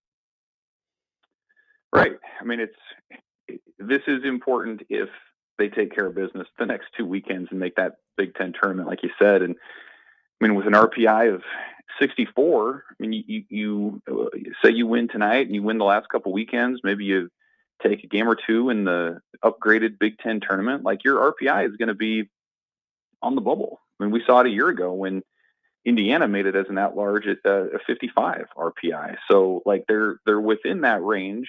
I think the bigger wrinkle that has come out now tonight about this game is how Will Walsh looks as a guy who has been the Friday starter for them for much of the year. What does it look like for him now on Tuesday? He'd struggled in his Friday starts the last 3 weekends. Nebraska lost all of those. We've seen him when he's at his best. He had a really good stretch earlier in the year. The last couple of years in the Big Ten tournament, he's been lights out. So what version of Will Walsh shows up at Haymarket Park against Creighton, I think, is really intriguing. And then how does that carry over into the weekend? I mean, you would presume that Ty Horn maybe would move up from Saturday to Friday. They'll have to kind of figure out how they want that rotation to look. But I think the game's sort of reflective in a way of, like, Nebraska's kind of given up on trying to do things like conventionally. Like the first half of the year, they tried to find a midweek starter and it didn't really work out. And so they're just kind of the point where they're saying, let's figure it out with the bullpen. Let's put the guys out there that are performing and find a way to get it done. And so I think just as much as who the winner is tonight is Will Walsh and kind of what that means for Nebraska pitching the rest of the way. Evan, speaking of Nebraska pitching, you pointed it out in your write-up yesterday. Nebraska's 2 close victories over the weekend. They used 8. They used 7 different arms. Like, how sustainable do you think this is? Like, can they continue going on this run having to use that many pitchers? Well, what's interesting is, like, usually teams do that in the midweek and can have some success. I mean, and you see it all over. I mean, SEC teams do that in the midweek. Creighton's had a lot of success doing it in the midweek. I mean, ideally, yeah, if you had a 4th or a 5th guy that you feel like could give you 5 innings, that'd be great. What Nebraska's sort of discovered or accepted, I suppose, is that it doesn't have those kind of workhorse starters. And so why try to push Ty Horn to go 6? Why try to, assume that Jackson Brockett's going to go 5 or 6 when maybe it's 4? And then you turn to some guys that you trust. I think so. I mean, that's part of it where they're, I think, learning who they can trust in certain situations. Drew Christo's been that guy. The return of Tucker Timmerman has been huge. Like, I thought last Saturday's game against Minnesota was kind of an example of what they like to do, where if you can get 5 or 6 out of your starter, and then you can hand it directly to your top relief arm to take it the rest of the way, that's kind of probably their best case formula for success. Luke Broderick's been pretty good as a closer. Gavin Blackowitz is a freshman who I think quietly is having a pretty good season as well. So, they're kind of figuring it out. And again, I don't really know what their rotation is going to look like this weekend now with Walsh pitching on Tuesday, but you can bet it's not going to be, just 2 or 3 guys in a lot of these games. I think they are going to turn to a whole bunch of these guys and kind of the Johnny Holstaff approach. And And in some ways, I think it takes the pressure off a lot of these guys when you can say, hey, just take care of this inning, get 3 outs, put up 1-0, and then we'll hand it off to somebody else. And that's really when they've had most of their success. And that's been a kind of a quiet reason why they've been on this run they have of late. Evan Bland, Omaha World Herald, joining us, covering Nebraska baseball. You mentioned it, having Will Walsh pitching tonight. Now, we've seen it before where some teams will throw a midweek or throw a weekend guy, but it's because it's his bullpen day and they'll go out and he'll just throw an inning. But what do you expect Walsh to do tonight? Do you expect the idea is, hey, get us into the 4th, get us into the 5th, and then look ahead to maybe he works either a Sunday role or a middle relief role if necessary? How do you see the plan working, and how much will tonight tell you about what that plan is? Yeah, I think tonight's going to go a long way in determining what it looks like the rest of the way. I think it's sort of one of those let's see how it goes sort of outings where, like, if he's premium Will Walsh, who's getting a lot of soft contact and quick outs, and the breaking stuff's working well, and he's locating the fastball, and he's not throwing too many strikes, like, then you roll with him and you say, hey, this game's also important.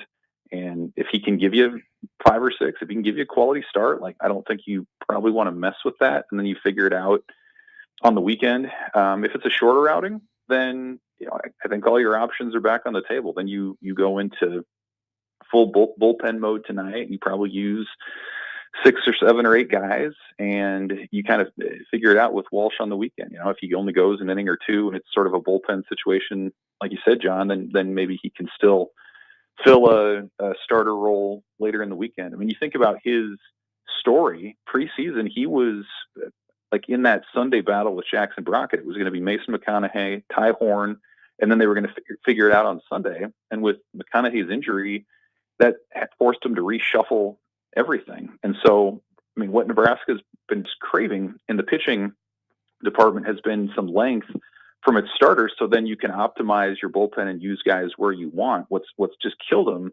has been these short outings that they've had where they're pulled after 3 or 4, and you really have to get creative and maybe trust some guys that you don't want to trust. So I think if Walsh is on his game and he's able to give them some length, then that's something they're going to ride with. And if not, they probably will be pretty quick to go to the bullpen. Evan, the midweek struggles under Will Bolt has obviously been something talked about a lot over the last few years. This year, though, 7-4, a chance to go 8-4 tonight and pick up a series win versus the Blue Jays for the first time since 2017, right? Like, what has changed? How have they been able to, and it's not like this year got off to the best of starts either. So how have they been able to do this, in your opinion? Well, I mean, they played Wichita State twice and Pepperdine twice, and Pepperdine's a really bad team, so they went out there and clubbed those guys, kind of reminiscent of the old Northern Colorado scheduling that they used to do quite a bit. But, the rest of the midweek has been pretty challenging. I mean, obviously Creighton's a quality team. Kansas State's right on the bubble for the NCAA tournament. Kansas, kind of the same situation. So, I mean, you saw it a couple of years ago where Nebraska strategically was intentional about saying, hey, we're going to swap out the North Dakota States, the South Dakota States, and we're going to emphasize more of your power league area sort of opponents. And the idea being, if you win those games, it's a boost to your RPI. And if you lose them because maybe you don't have the depth of pitching or whatever, it really doesn't hurt you that much. And I think that's kind of an example that you're going to see tonight too. I mean, obviously both teams want to win. It'd be a major RPI boost, but whoever loses, it doesn't ding you so much that you're out of that at-large conversation depending on how things go the rest of the way. So I think part of that's been just part of the plan for what Nebraska does. The thing that's kind of held them back in the midweek for a long time has been the lack of pitching depth, where for many of those years, it was like draw a name out of a hat and see who's going to start. And if you have to go to the whole staff approach, like you can do that. And then, the offense too has been one that's been more about drawing walks, stealing bases, kind of manufacturing runs instead of a lot of power, maybe with the exception of 2023. And so usually, I mean, the best teams in the midweek, like they find a way when the pitching's not there. They're able to win those like 12-9 kind of games. And that's something that Nebraska just hasn't really been able to do a ton of when the pitching has let it down. So I think it's reflective of depth. It's reflective of the kind of offense that they've had, and it's gotten a little better this year. And I think they scheduled a little bit to mitigate some of those maybe deficiencies. And again, you win this one tonight to end it. It's your winningest midweek year since I believe 2017. So we'll see how it goes. Evan Bland, Omaha.com. Evan, the two halves of the conference schedule have been so different. Obviously, it was very front-loaded. You also threw in a matchup against Oregon State.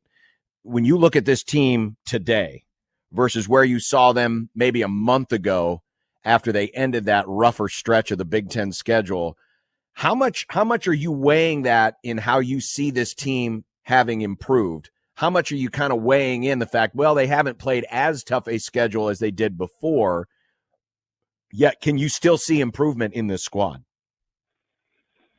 Yeah, I think so. I mean, that when they went through that rough stretch early on, people didn't know that Washington was going to be pretty good. People didn't know really what to think of UCLA. I mean, they had come off a losing season as well, and USC, like those were teams that struggled in the Pac-12 a year ago. So I think the further we've gone into the season, the more you can kind of look back and say, okay, going to UCLA, I mean, that was a gauntlet, and then to stay on the West Coast for 11 days and to end it at USC, like that was challenging. And so, the last 3 weekends, it's been the pattern of you lose the Friday game, you win on Saturday and Sunday, which is kind of a dangerous way to live. And you're playing teams that are kind of at about your level in the standings. And really that's what these last couple weekends will be too, with Michigan and Purdue. I think the biggest change that Nebraska baseball's had is probably offensively. I mean, you've seen them.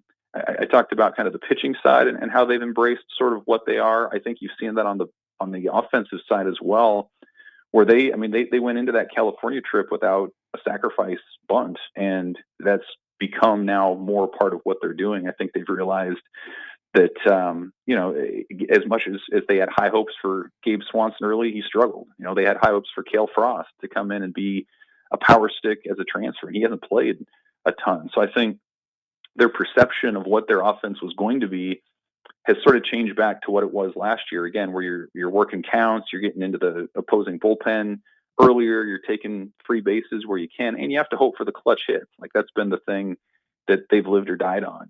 Can they get the hits with runners in scoring position? Can they be found situationally? And that's why they've been so up and down all year, is because that sort of thing fluctuates. But I do think they have an identity that they maybe didn't have a month ago. And as we've seen, if guys get hot, guys like Gabe Swanson and Caden Brumbaugh and Case Sanderson and some of these other guys, Max Butenbach, they have some potential, but it's just been pretty erratic still. Evan Bland, Omaha World Herald. Evan, appreciate the time. Thanks a lot for joining us. Thanks, guys. See ya. Thanks, Evan. That's Evan Bland of Omaha.com on the Prairie Flower Casino Zone hotline. Don't forget, you can register to win that $100 weekly gift card given away by Prairie Flower Casino. Enter today at 1620thezone.com. So the nice thing about it is usually we get to this point in the season and the math can be a little frustrating, especially in a conference like the Big Ten that's got a bazillion teams in it. But the math is pretty simple for these two squads with 2 weekends to go. As we mentioned, Creighton's at, even though on the graphic here, it shows Creighton in second place, but that's only because UConn has more wins. The important number is the losing column, the loss column, because Creighton has played fewer Big East games. They only have 3 in the loss column to UConn's 4. Also remember that Creighton has a tiebreaker over UConn. They beat the Huskies 2 out of 3 in Omaha a few weeks ago. So for the Blue Jays, who have Xavier this weekend, and Xavier's the team that's only 1 game back, the math is simple. You can afford 1 loss to Xavier. If you beat Xavier 2 out of 3, then you've shoved them to the back for the moment, and then you just have to go and take care of business against Georgetown. You've got the tiebreaker against UConn, so you can still finish and even with them. And UConn plays Butler this weekend. They wrap up their conference schedule, so they'll sweep those 3. So I wouldn't anticipate UConn finishing with any less than 4 losses. But the math's pretty simple for Creighton, what they need to do. For Nebraska, so they're currently in the tournament. If the tournament were held today, they would be in it. They'd be the 11th seed. Woo. They're up a game on Michigan State, who is right above the cutoff line. They're a game and a half, they're a game up on Northwestern and Purdue, who are currently on the backside of that cutoff line. When you look at who Nebraska and who their opponents have the rest of the season, so Nebraska, of course, is going to have Michigan this week to wrap up the home schedule, and then they're at Purdue for the final conference season or final conference series. And, of course, Purdue is right there. So it could very well be that Purdue series, the winner of that series either is in the tournament or at least the loser could be out, depending on what happens this weekend, of course. But that Purdue series obviously could loom very large if Purdue can handle business. Now, Purdue this weekend is at Indiana, so rivalry series. They would have to have some success there. And the other teams that are around them, Nebraska, again, they finish up with Michigan and Purdue. Michigan State finishes up with USC and Minnesota. USC is going to be tough. They're in Los Angeles. And Northwestern finishes up with Ohio State, who is the worst team in the conference. But they go to UCLA. So Nebraska overall has a better schedule ahead of them than the teams that are trailing them right now. So what I would say is this. As long as Nebraska continues to do what they have done, and that is just win series, they don't have to sweep them, just win the series, they're going to be fine. Yeah, and so Evan said it there towards the end, like the kind of dangerous life that they have been living as of late, where they've lost the first and then won the other two.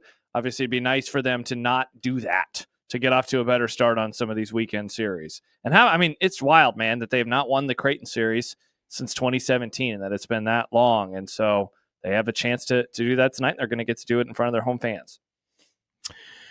Coming up, it is time for the Jacob Bigelow Memorial offseason football topic of the day. Nice. And we'll go back to something we talked about yesterday, and that is Michigan suspending Sharon Moore for 2 games. But remember, this isn't an NCAA punishment. Nope. They still have yet to levy their punishment. This is a self-imposed punishment, meaning that Michigan picked the games.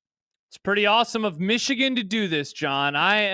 So magnanimous of them to admit that they were. Oh wait, no, they haven't done that yet. But to just randomly decide, even though we didn't do anything wrong, we're going to punish our coach anyway. Bingo. But bingo. The games they chose, are they showing disrespect? And another reminder that the Zone wants to send you to Las Vegas to see superstar Kenny Chesney. What? The show is Saturday, June 14th, the Sphere in Las Vegas. If you have not been to the Sphere yet, it is a once in a lifetime experience. If you win, get a pair of tickets to the show, paid airfare to Vegas, and a stay in the Luxor. Enter to win now at 1620thezone.com. Must be 21 to enter. Spheres, pyramids, we love shapes. We love shapes, Nick. Yes, we do. Hexagons. John has a cube. John has a cube. He does indeed. On 1620 The Zone.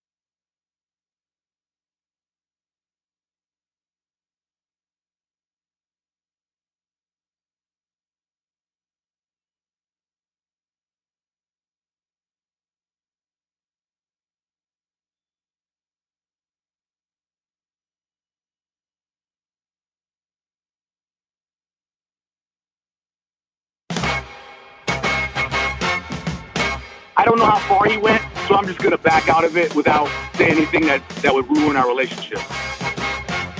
Everything's football brand, though. We're sitting here in Omaha, Nebraska, talking about college basketball. And there are people employed by your radio station that have been itching to talk about spring practice the last 2 weeks because they think that that's relevant and that's what needs to be talked about in the month of March. Dude, it's football season. It's March. Crimea River. Like, yeah, it's a football conference. Yeah, it's football. They care. Football. Give me all the Kool-Aid for sure. My apologies. Great open, Nick. I know you hate it, but this is a great open. I don't hate it. I just didn't think you would love it as much as you do. So fun.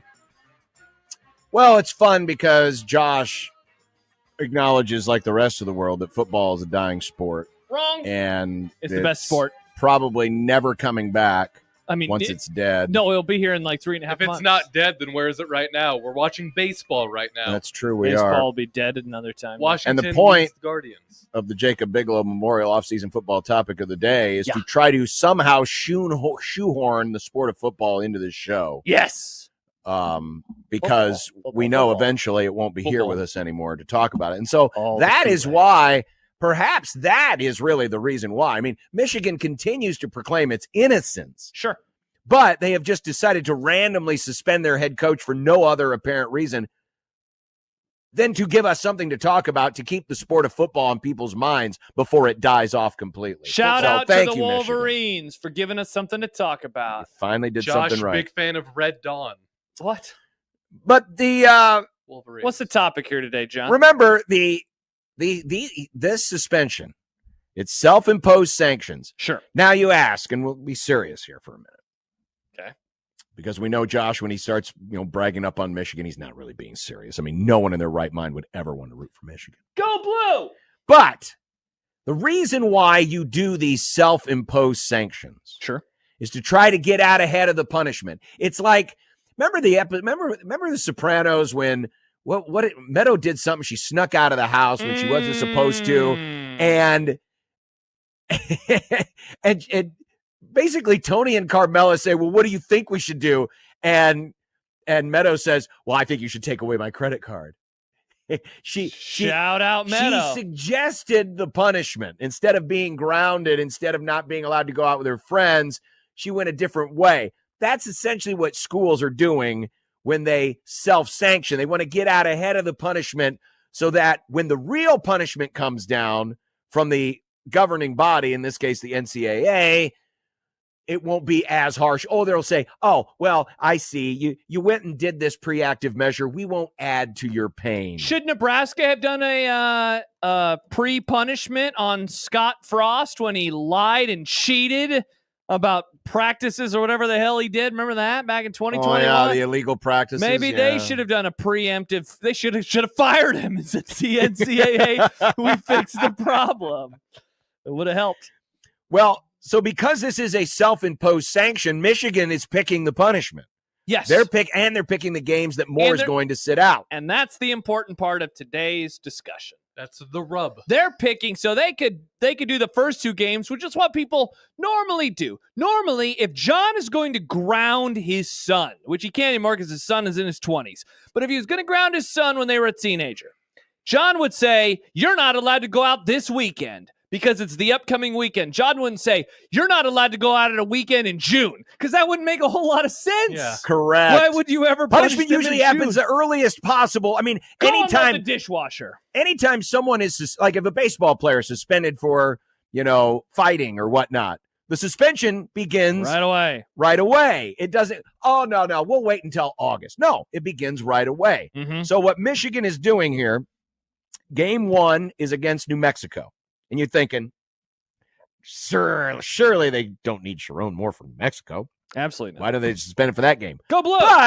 But here's the rub. Game number 2.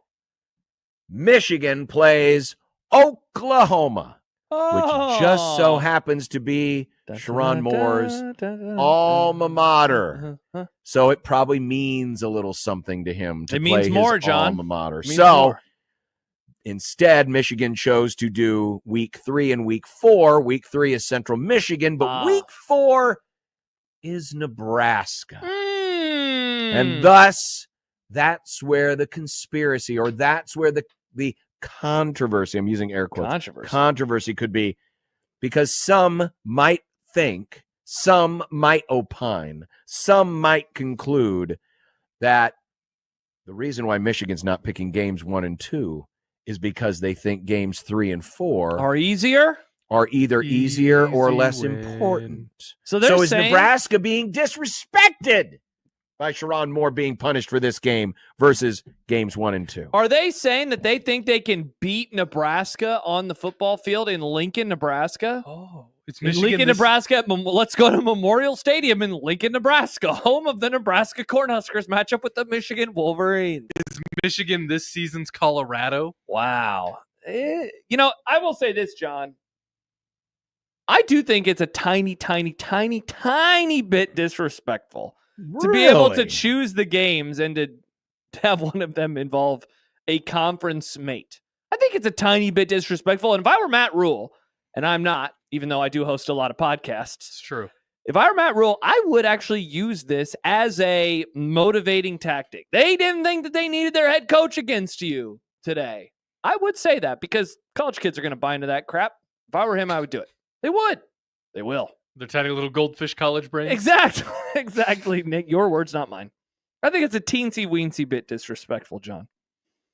That said, they better beat them because it's going to be bad. Not far be it for me to defend Michigan in any way, shape, or form. Mm-hmm. But going back to because the obvious wink to the NCAA infractions committee or to the rest of the world were to be to suspend him for the first and the third game. That would be hilarious. For the non-power games. For the non-power games, the New Mexico Central Michigan games. But obviously you weren't going to do that. And so you've decided to pick 2 weeks, make them consecutive, so you can use this to say, well, but Coach Moore's alma mater is Oklahoma. Mm-hmm. To which I would say, if I were the NCAA, well, what difference does it make? I'd go back to the logic of, if you are suspending someone, you're not holding off that suspension. You're executing the suspension at its earliest possible moment, which means if you're really wanting to do this, Michigan, it's games 1 and 2. It's not games 3 and 4. So I think you could look at this as a bit of a shade towards Nebraska. Not as much that it's a more winnable game, because think about it. The conference game is the more important game. That's what the conference game is the more important game. As good or bad or as Oklahoma could be, the sentimentality of it all, the name Oklahoma, the Nebraska game's the more important game because that counts towards the conference standings. Correct. So I guess, if you're Michigan, you say, well, see, we're suspending him for a conference game. Yeah, see, look at us. We understand how important it is, and yet we're still suspending him. CJ says, of course, Michigan disrespects Nebraska. What have we done to make them respect us? They've been owning the Huskers. Yeah, they have beaten Nebraska in their last 2 matchups, 22 and 23, by a combined 79-10. But remember, that's when they were stealing signs, so they probably wouldn't have beaten them that badly if it weren't for nice. I think this is disrespectful, but if you were in Michigan shoes, you would absolutely do the same thing. Wow. Josh would do the same thing? I think he's saying I think most people would do the exact same thing. I mean, John brings up an interesting point. Why not do games 1 and 3 randomly just to call the NCAA's bluff and see what they're going to do to you? Yeah. That would be a pretty interesting decision by them if they decided to. I mean, I can be as cynical as I want to, but logically speaking, the NCAA would probably look very poorly on that. Oh, God, yes. Absolutely they would. Because, the reason why you're doing this is to show that you're contrite, to show that, you're admitting at least something and trying to get out ahead of whatever the real punishment may be. Because the NCAA could come down. Yeah. The NCAA could come down. The Committee on Infractions could come down and say, no, Sherrone Moore suspended for 4 games. And it's going to be these games. It's going to be, the next 4 games on the schedule. They could do that. Sure. Again, the reason why Michigan is doing this is to try to show the NCAA, hey, okay, we'll play ball here. Just don't, drop the hammer on us entirely. So we're going to do it this way. If they were to really do the games 1 and 3, the NCAA would see that exactly for what it is, and that's just Michigan trolling the NCAA again. Yeah. Michigan is trying to show some level of contrition here. It's the interest in why these 2 games were chosen, and they're trying to lean into the sentimentality of, well, coach wants to coach against Oklahoma, to which you could argue, well, then shouldn't be that be one of the games he misses, because what difference does it make what order the games come in? If you're suspending them, suspend them for the next games available on the schedule and then be done with it. Yeah, how do we think the NCAA responds to them wanting Oklahoma on the schedule because of the sentimentality of a head coach going against his alma mater when they would want to punish that person? Going back to the analogy of your children, when you punish them, you're taking away something in theory that they really want to do. And maybe that is an event. I remember I got in trouble before my senior year of high school, and I got suspended from going to any of the gatherings after the first football game of the year with all of my friends. I missed out on it, even though I really wanted to go. And I told my parents, but I really want to go. That was my Oklahoma game. Mm-hmm. And they said, no, you shouldn't have gotten drunk and thrown up all over the place, Josh. You're 17 years old. But that's what happened with me when I was 17. Well, they actually punished you because you looked really lame doing it, not that you were doing it. Perhaps, Nick, that was indeed the case. Perhaps that's why I got in trouble, because I looked like a loser. Tough look. Tough look indeed. Tough look. Why Not Hoiberg says, didn't Michigan schedule it this way to avoid Oklahoma, but is Oklahoma that much better than Nebraska? They finished 6 and 7. No, they are not. Oklahoma sucks too. But it is all about the sentimentality of facing his alma mater. They want Coach Moore to coach the game against his alma mater. I'm assuming Coach Moore wants to coach the game against Oklahoma. Because it's at Norman, right? So they want to go. I believe so, yeah. They want to go to Oklahoma this year. So yeah, I get it. I guess at the end of the day, if I had to drop a hammer and say one way or another, I would. I don't look at this as being disrespectful. Yeah. But I don't look at this as, well, Michigan's choosing the path of least resistance here, because again, you think it's just that Nebraska, at the end of the day, which game is more important to Michigan? Nebraska. The Nebraska game, at least it should be. Yeah. If you're thinking logically, I think they wanted because that is the conference. That is a conference game. Yeah. In all seriousness, I think that they wanted to avoid doing the Oklahoma game, but they wanted to do 2 consecutive games. No matter who games 3 and 4 would have been against. Correct. They would have done it. It could be Penn State. It could be Wisconsin. It could be Iowa. Nebraska just happens to fall as their 4th game of the season. But Matt Rule is going to use it as disrespect and motivation. You think? Oh yeah, I'd be stunned if he didn't. Coaches love doing will that. Will that be in whatever we call this year's version of Chasing 3? Well, if they're going to do that series Are again? they winning the game? Because if so, then we'll see what they're said. If they lose, then nary a documentary video will be released. Sybil's Lost T says, if Josh had thrown up in the toilet like a civilized teen, then he would have avoided the grounding. Yeah, not great. It wasn't my finest hour. I did actually throw up in the toilet, I think. It's a long time ago. 19 years this fall. Wow. Holy crap. Long time. Hashtag old. Yeah, I am indeed. I'm older than it's more years have passed since the age I was at the time. That is true. Yeah.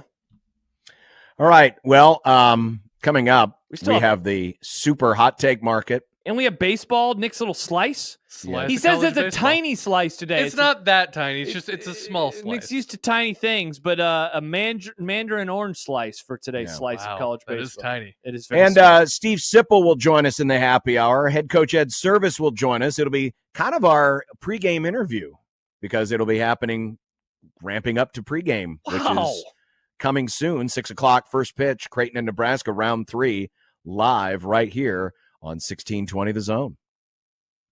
But first, a word for Live On Nebraska and how good guys can save lives. Have you checked that donor registry box on your driving, hunting, or fishing license? If not, well, let me give you a few thoughts.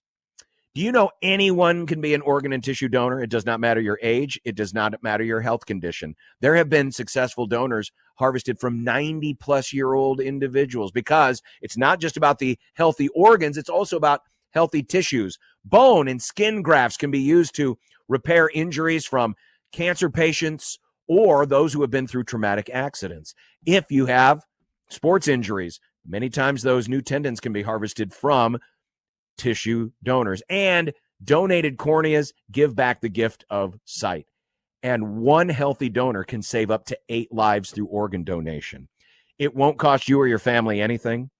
Most traditional funeral practices are all still possible after a donation. And think about the selfless act, how you can pay it forward for those who come after us. So, be an organ and tissue donor today. Check that donor registry box when you sign up for that driving, hunting, or fishing license, or find out more by visiting goodguysavelives.com. Find out how you can save up to 8 lives at goodguysavelives.com.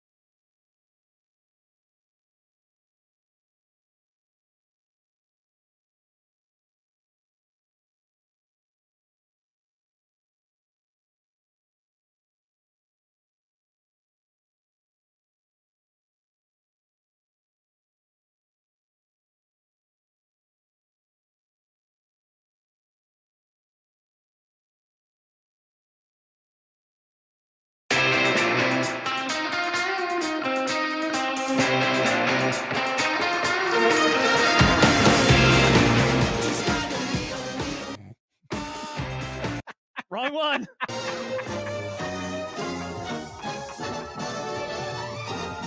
What in the hell is going on here? The birthday it's like there's a riot going on at the hot take market. The birthday boy's mind is already gone. He's thinking about that deliciousness he's getting tonight. Okay, wait a minute. They already got food. engaged. There's no more deliciousness coming his way. It's over now. Talking about food. I made that same joke to him off the air earlier. Nice. Food. Pressing buttons is hard, guys. I have a tough job. Yeah, we know. You're doing math today. You're doing all sorts of random I made a stuff. spreadsheet. It's nice. You made a spreadsheet? You make a spreadsheet? Because he doesn't know how to do math. Why do and you math needed a when spreadsheet to do math? Why me do math when computer do math better? Yeah. It's like Nick's Chat GPT. Except I'm actually doing it. That's true. No. Okay. Kenneth says horny John. Yeah, I was going to say not me. I was talking about the food. Bonk. Stay tuned. What's for dinner coming up in an hour and 40-ish. Oh, interesting. Yes. If you had a spreadsheet, I could have told you lickety-split exactly when it was coming. Nah. John, you want to start or you want me to start? Well, I hate to do this, but oh, God. I'm going back to the political side of the super hot take market. Again? Oh. Yes. John loves President T. He's finally willing to say it. Or is it the weird discount part where they have like the $2 t-shirts? Are you just getting a bunch of Bush Cheney t-shirts, John? Oh, nice. A little classic 04 action. Yeah. We could all use a little more Bush. Nice. So I don't know if you saw this, but lately in the world of golf, the trend has been to avoid golf courses owned by President T. Wait, what? That seems like the exact opposite of what golf courses would want to do. You would think, but the tours, especially the European tour, they've tried to that's avoid. Different than America. Yeah, okay, I see. Yeah, the European tours Josh, Europe different than America.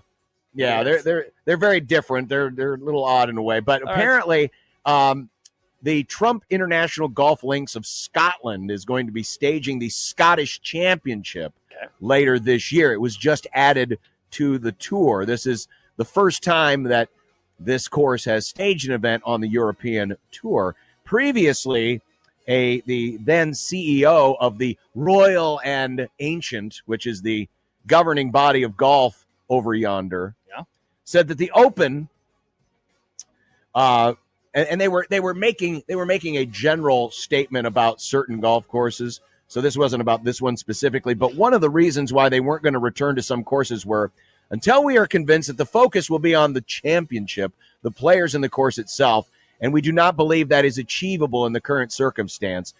Many have surmised that opinion or that statement was, well, we don't want these courses to be used to prop up the people who own them. So what the hell is the hot take, and why do you keep talking about golf so much? John loves golf. What he is the hot take? Up about the it. hot take is this, that the R&A needs to get over itself in regards to where they host their championships, because it's obvious that the golfers who participate in them don't give a damn who owns the course, or more importantly, who is paying them. But why do you care about this? I don't care. It's just my hot take. The R&A needs to get over itself. John, wrong day. I can have a hot segment. take without caring.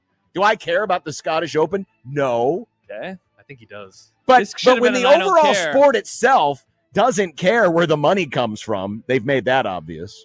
Well, I mean, why do these they are care where the different- tournaments are played? These are different people than the golfers, though.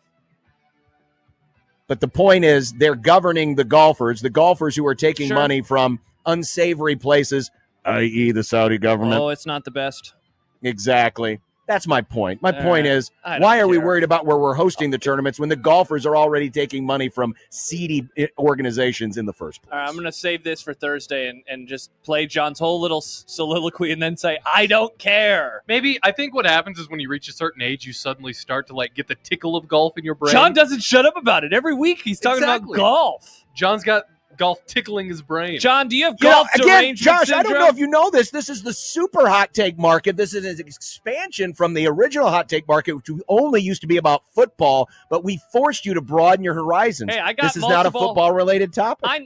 Mine are both basketball related. I don't, Good for but I you. also don't John, have talk takes about about things golf I don't give a single crap about.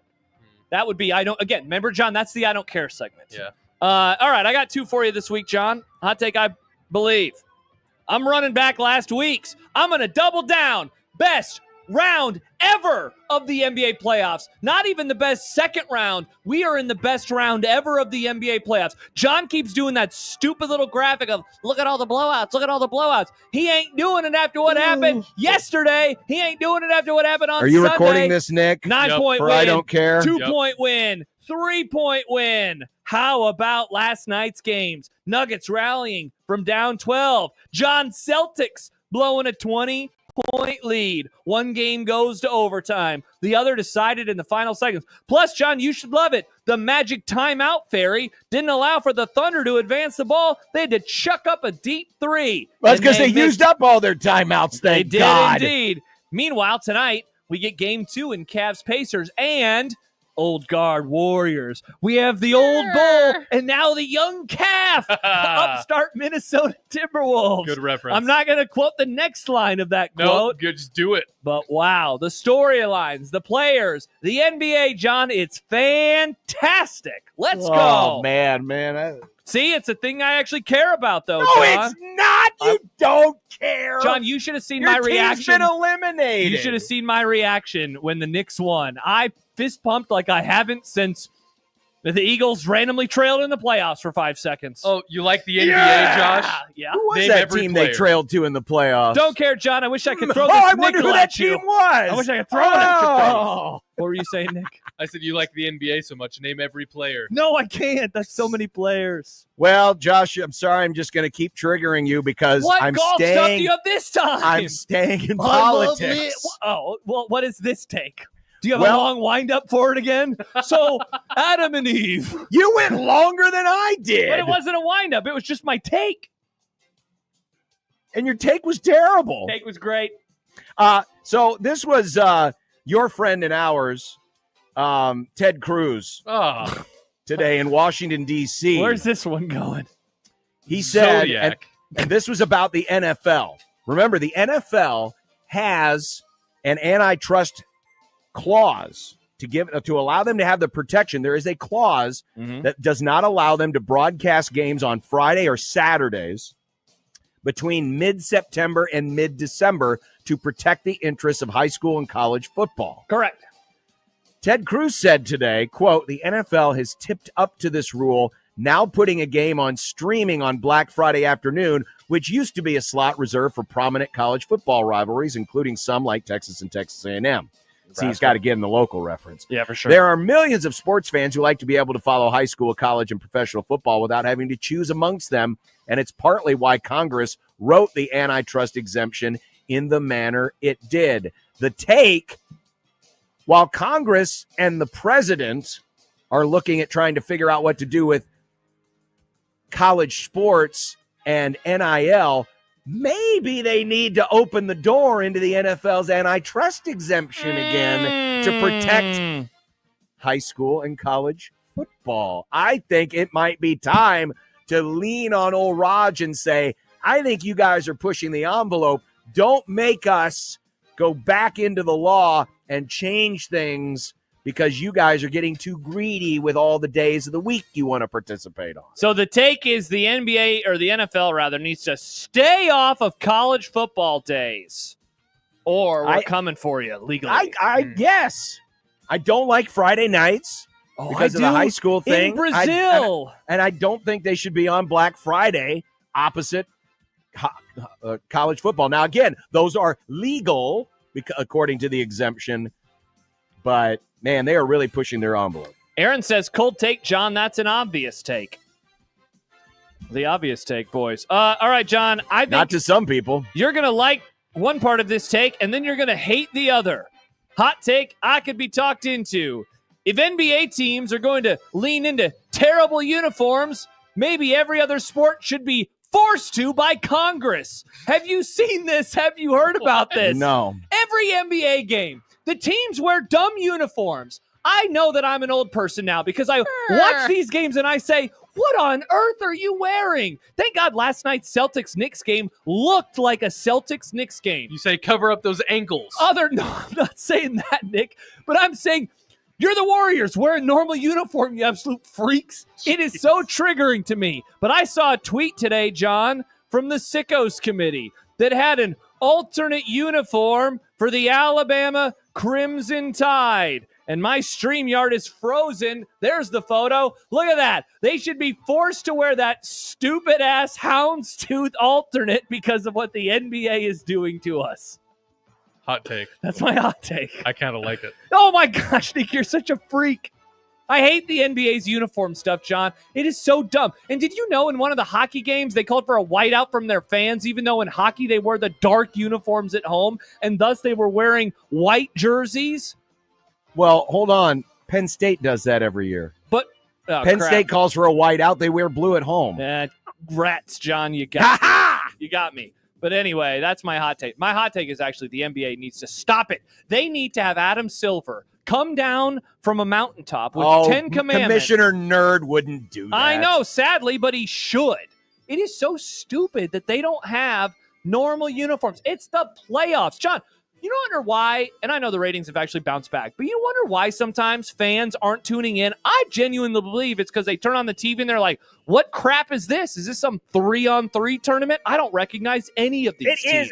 Now, I will say this. I think it is hard for people to get into it if they look at the TV and they're having to go, who is playing in this game? Yes, correct. And and I'm not even just to pick on the NBA. You could say this about a lot of different sports, especially when they break out the goofy alternates. You're like, who is playing? I mean, it's thank God for the score bug that tells us the teams that are playing because the identifiable marks that have always been part of sports, the uniform, has been allowed to just be morphed and changed so often.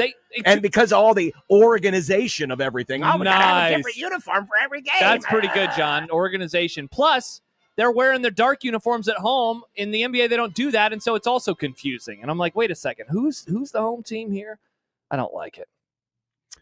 Well, coming up next, Nick has a slice of college baseball. He says it's very tiny. It's not Steven very and tiny. simple. It's a very normal slice. Okay. Normal slice. Okay. 1620 The Zone.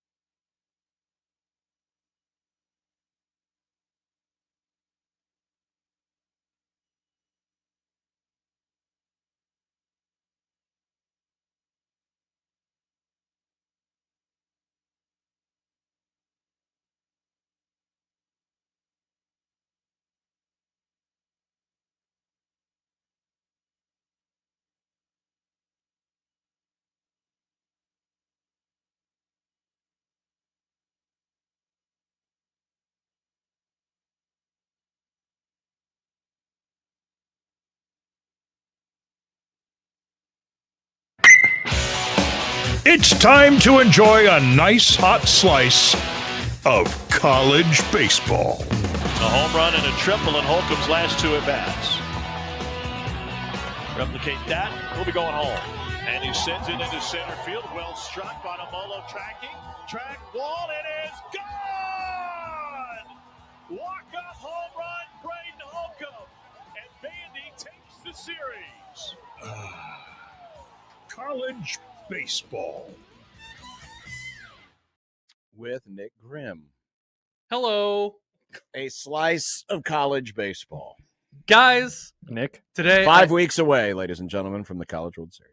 Today, I'm putting yet another team on. Happy birthday, Nick, by the way. The Men's College World Series watch. Thank you, John. I love how you guys have been saying it basically every segment. We're pretty nice people, Nick. Speaking of College World Series, is this segment about how I got my credential approved? Nope. It's about how I got my credential approved. What do you need a credential for? You're not working. Neither will you be, John, with that wrist of yours. Nick, take it away. Anyway. My wrist will be working more than you at the College World Series. Today, by the way, did I mention you could also win tickets to see Kenny Chesney at the Sphere? In Vegas? It's coming up. Actually, if you want to avoid the College World Series like Josh does, the first Saturday of the College World Series, Kenny Chesney's playing at the Sphere. We can send you there, get you a night stay and tickets to the show. Just go to 1620thezone.com and register today. Nick, would you get on with it, please? It's a slice of college baseball. Today, I'm putting another team on CWS watch. Okay. Omaha's own Arkansas Razorbacks. Whoa. They made fun of Mojo Hagee. They made Mojo Hagee feel bad. They flipped him and off, people Nick. didn't like him around here. But here's the thing. They've been doing good. Real good. Have they? How good, Nick? How good are they, Nick? How good are they? Yours. Well, not only have they jumped from 11 to 9th in the D1 top 25. Okay. Jumped. They moved up 2 spots. They also boast a 40-9 overall record and are 17-7 in conference play. Okay. Wow. That's good. Holy moly. Just this last weekend, the Razorbacks swept the #1 Texas Longhorns in the battle of pointy farm-related animals, and they show absolutely no signs of stopping. A few of their highlight players for this season include sophomore pitcher Aiden Jimenez with a 5-1 record, a 1.76 ERA over 30 2/3 innings. He was a Beaver in 23, nowhere last year, and he's improved immensely at Fayetteville. Where did he go? I don't know. There's nothing there. Okay. He just disappeared. Fascinating. Pitcher Zach Root, a junior with a 6-3 record, a 3.95 ERA over 66 innings. The former East Carolina Pirate also leads the Razorbacks in strikeouts with 92. Second place on the Razorbacks has 57 strikeouts for context. And last but not least, senior Dylan Carter. He's also a pitcher. Are you seeing a pattern here, guys? Lots of pitchers. Over 30 1/3 innings, he has 5 wins, 0 losses, a 2.37 ERA. Now, their next 2 series could get tricky as they play both at LSU and they host Tennessee. But, as you can see, these Hogs have some heat. And if they make it to Omaha, I imagine a lot of teams will be scared of these arms. In conclusion, welcome back to Omaha, maybe, Arkansas baseball. You should guarantee it, Nick. If you're going to go that bold, you should say they're coming. I put them on watch. They're coming. I want a warning. I want a lot of things, Josh. Well, you can't have a warning until they actually get here. All right. How's Texas A&M doing, Nick? I hear they're good now. Not ranked. But. Not ranked. Okay. You don't have to be ranked to make it to the tournament. Yeah, but they've been like really streaky. Who cares about Ole Miss rankings? famously was like the last team to get into the tournament a few years ago, and they won the whole doggone thing. Whoa, Patrick says, damn it, I agree with Grimm. Nice. Wow, that's a tough look for society. Hog-pilled. By the way, it's interesting you mentioned that because if there was ever a time for Arkansas and Dave Van Horn to finally end the streak. Is this it?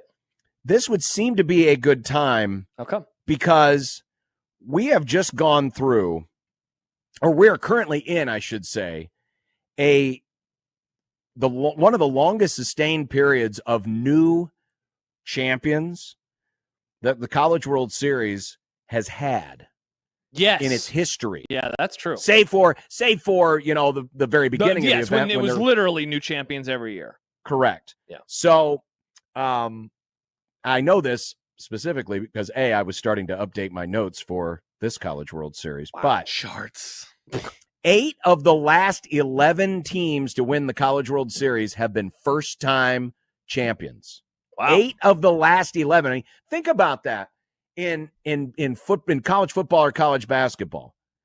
How many years do we have to go back, especially in college football? How many years do we have to go back to find 8 different first-time champions? Well, the last first-time champ is Florida in 96, and before them, it's Florida State in 93, and before that, what, BYU maybe in 84? I mean, yeah, and then you're looking at Clemson, Miami. Yeah, so it's you gotta probably go back, that you got to go back stretch. 40 years. Yeah. Right? And that's only finding 3 or 4, let alone, what was the stat that you just had, John? 8 of the last 11 That teams is to win it all wild. have been first-time champions. Yeah, We've that's had crazy. 12 teams since the turn of the century. That's crazy. Even though it's so funny, right? And Arkansas, by the way, to kind of complete the cycle, Yeah. they would be a first-time champion. Which is wild because it seems like college baseball has zero parity, but it has zero parity in terms of location of where the good teams are. But in terms of the types or the actual teams that are winning, it's quite a bit of parity. And a lot of it, too, is because a lot of those 8 teams are SEC schools. Florida, South Carolina, Vanderbilt, Tennessee last year, first-time champions. It's because that league has gone so far out ahead of everybody else, which is one of the reasons why. But you also have teams like Oregon State and Fresno State and Coastal Carolina who have won in the last 15 to 20 years. Yeah. So it's kind of interesting. Well, coming up next, Stephen M. Sipple, HuskerOnline.com, and he'll join us next because the happy hour is coming up on 1620 The Zone. Hey everyone, Josh Peterson here for WhatMakesUs.com, brought to you by the Well-Being Partners. It is so important to think about your mental health today. I have been going to therapy now since the end of 2017, and it has been so important for me not only to continue doing so over the last few years. I've gotten back into going on a monthly basis, but also make sure that others know in my life how vital it has been for me, because I know that there is that stigma, sadly, that surrounds it, especially for a lot of the men out there that I know are listening to the Griumm right now. And I'm here to let you know it is absolutely vital for me, and it can be so important for you, whether it's just having someone to bounce some of those maybe things that are going on in your life off of someone. I know that when I go into therapy, sometimes I have a couple of things that I'm going to talk about on that particular day, but other times maybe the conversation is going to go in a direction that I didn't see coming. Sometimes I'm looking for advice. Other times I'm just looking to talk. You can go to whatmakesus.com today. Reduce the stigma by sharing your mental health story. And you can also hear stories from others that are in the Omaha metro area. Rather than just saying you're fine, why don't you go talk to somebody and let them know what is really going on with you? Again, go to the website today, whatmakesus.com, to share your story and join in on the conversation. Whatmakesus.com, brought to you by the Well-Being Partners.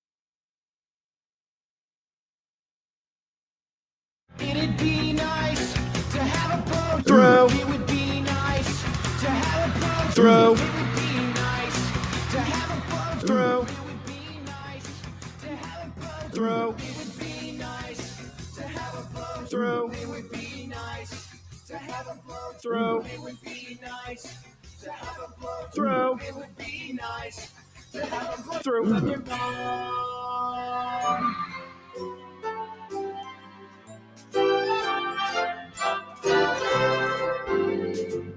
Sipple the snowflake is one old triggered soul with reading glasses sitting on his nose and takes that really blow. Sipple the snowflake deserves a mouthpiece to the face. He says LeBron's the GOAT and Steph will choke. Then he runs to his safe space. Hey, we gotta be careful here, he tells us when we speak. But when 10 games air in a day, he thinks that's too many. Oh, Sipple the snowflake says words like mature. He's a blogger now and an honor too, and also really old. Stephen M., how you doing today, my friend? I'd say good. How are you doing? Lovely. We're hanging in there, living the dream, baby. Weather's beautiful. Hey, John, you're back. So how are you doing? Well, I'm getting by. This is the first time for me having to work with a cast of any kind, and it's been a challenge. But we're passing another milestone here later tonight when I go to the baseball game and call the game. But I can't drive, so I have to have people drive me around like I'm, an elder, an old person, like you're Vince Scully. You're our Vin Scully. Yes, many people have compared me to Vince Scully. You do both talk into well, he did talk into a microphone. That's right. Yeah. Yeah, and he was famous and very talented. John's famous, very talented, and I you should have a driver. You should just make this a permanent thing. You have a driver. Sib, isn't that one of? Not a bad idea. I've thought about this many times. Let's just ask you: if you were rich, what would be the thing that you would want more? A personal driver or a personal chef? Chef. Yeah, Chef. same. Sure, I don't want a driver. You want to get on the hog. It's hog weather. Yeah. Well, that's part of it, but yeah, chef would be remarkable. And they clean the dishes too, right? So you don't have to do the dishes anymore. Well, you didn't say. You just said chef. You didn't say they were going to. I think they have do to hire both. someone to clean the dishes. I think they do both. I think a chef does both. You think that what's the famous chef? The guy who's always angry, the British guy. Oh, he doesn't. But you're talking about personal chef, John, not like that guy. Personal chef like Braun has. Yeah, they come to your home, they cook your food, and then they probably clean the dishes. I bet LeBron's chef probably. I bet LeBron probably has a personal dishwasher too. Well, that wouldn't surprise me. Yeah. He's called Bronny. Got him. Speaking of the playoffs, Sip. I know. I believe you said in a column here not too recently, man. You're gonna be like locked in. You're gonna be buried in NBA playoffs. Have you actually done that? Have you been following every single game? Not every game, but a lot. I mean, I watched a lot last night. I watched the second half of Boston, New York, and then as much as Denver, Oklahoma City as I could before I nodded off. Yeah. But no, I've watched a lot, and I've thoroughly enjoyed it. Thoroughly. There's been some games, and we discussed this, and you actually made a pretty good call the last time we talked about it, pre-arm injury. You said there's been too many blowouts. And that night, in fact, there was a big blowout. And there has been some of that. I'd say like Game 7 of Houston Golden State was a blowout, disappointing. Yeah, it wasn't fun to watch. No, it wasn't. Unless you're a Golden State fan, of course.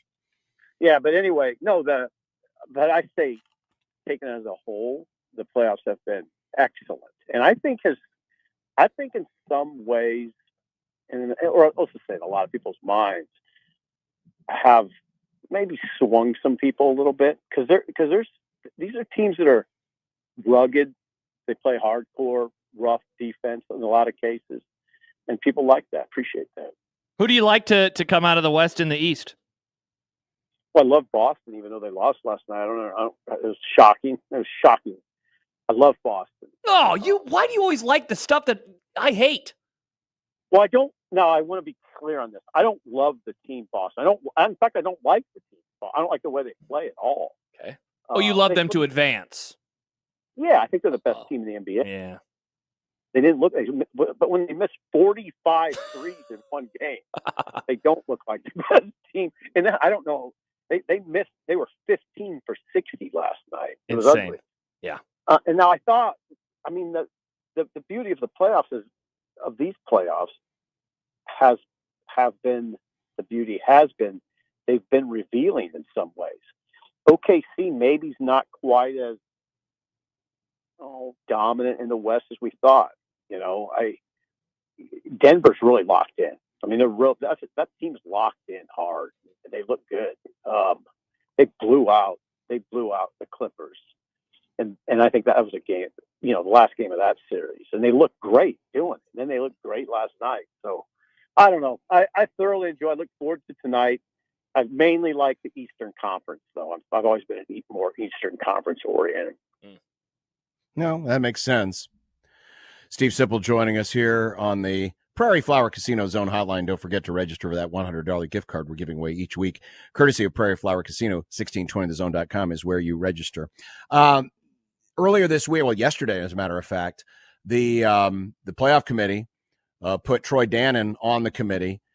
He's replacing the formerly athletic director of Maryland, who's now headed to SMU. So this is the Big Ten's representative on the committee. Do you see a benefit outside of the attaboy and the notoriety? Do you see a benefit for Nebraska football that they have their athletic director on the committee?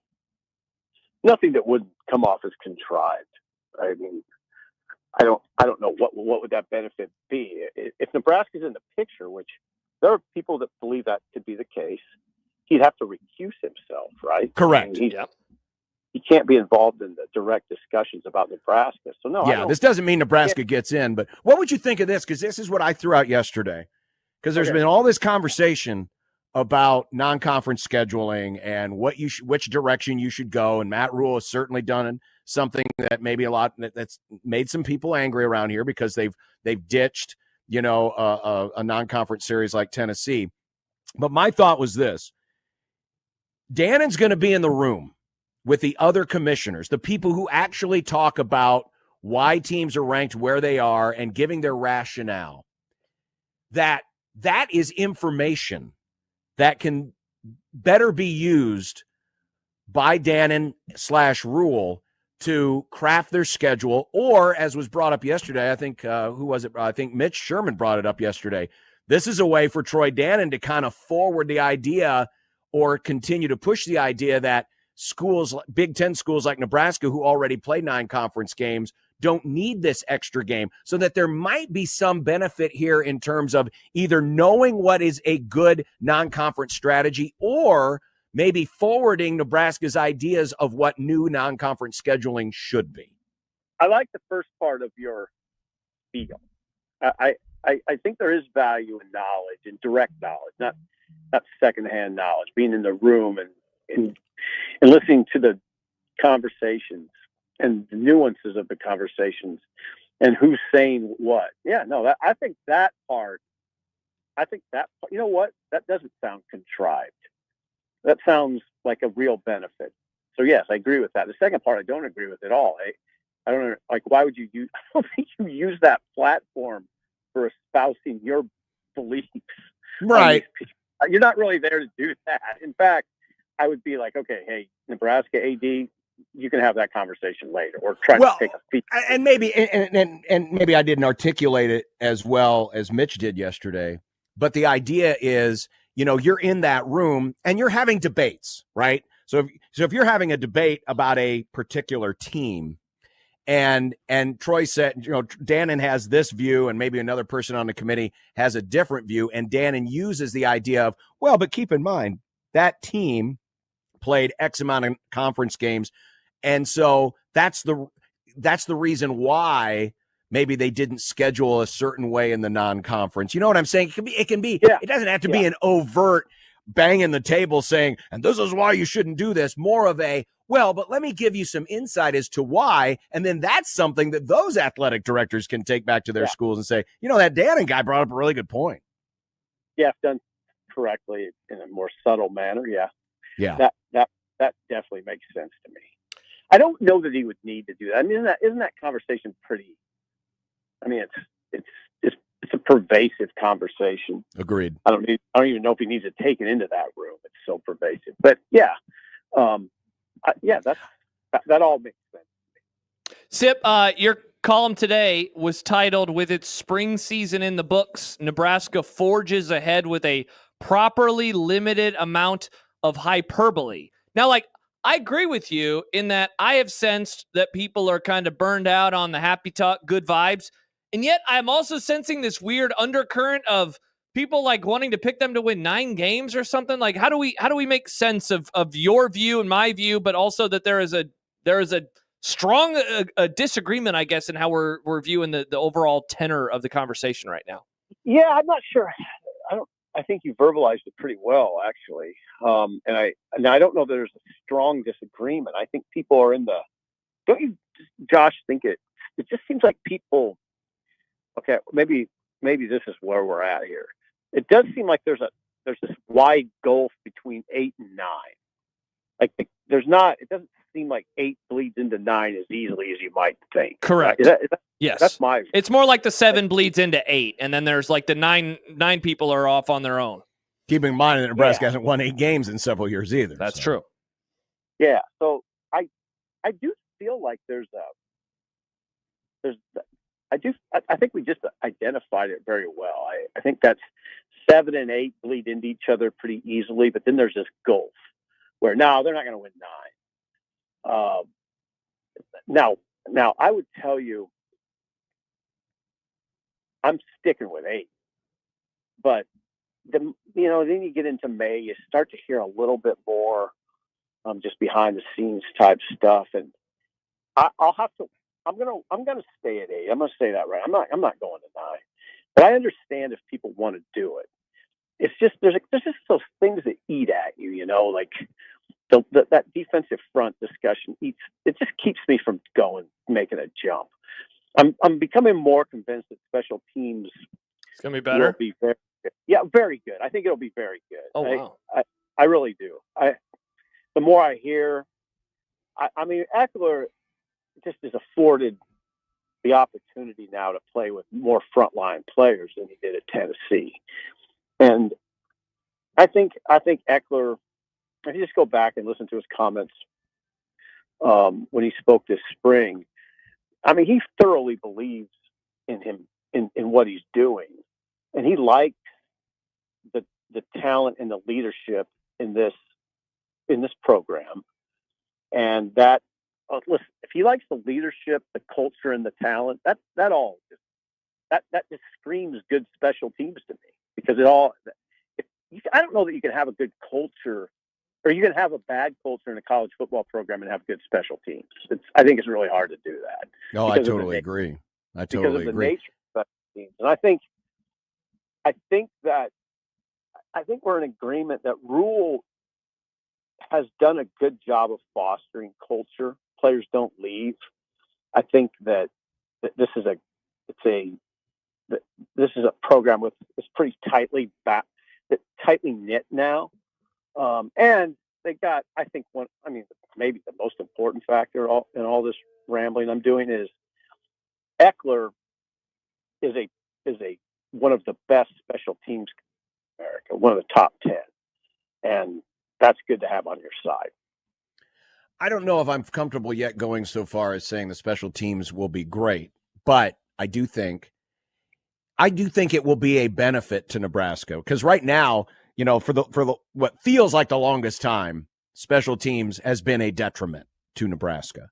And And even just getting back to, well, just don't do anything to hurt us would feel like a pretty significant improvement. I think it will go above just don't do anything to hurt us, and they will actually do things that will help Nebraska win games. Maybe not, we're not talking, Virginia Tech, Kansas State, old school Osborne, elite level special teams, but I do think it's going to be good to where it can benefit Nebraska, and that's all it needs to be, at least this year, to get to those 8, 9, 10, or 8, 9 win prognostications, potentially.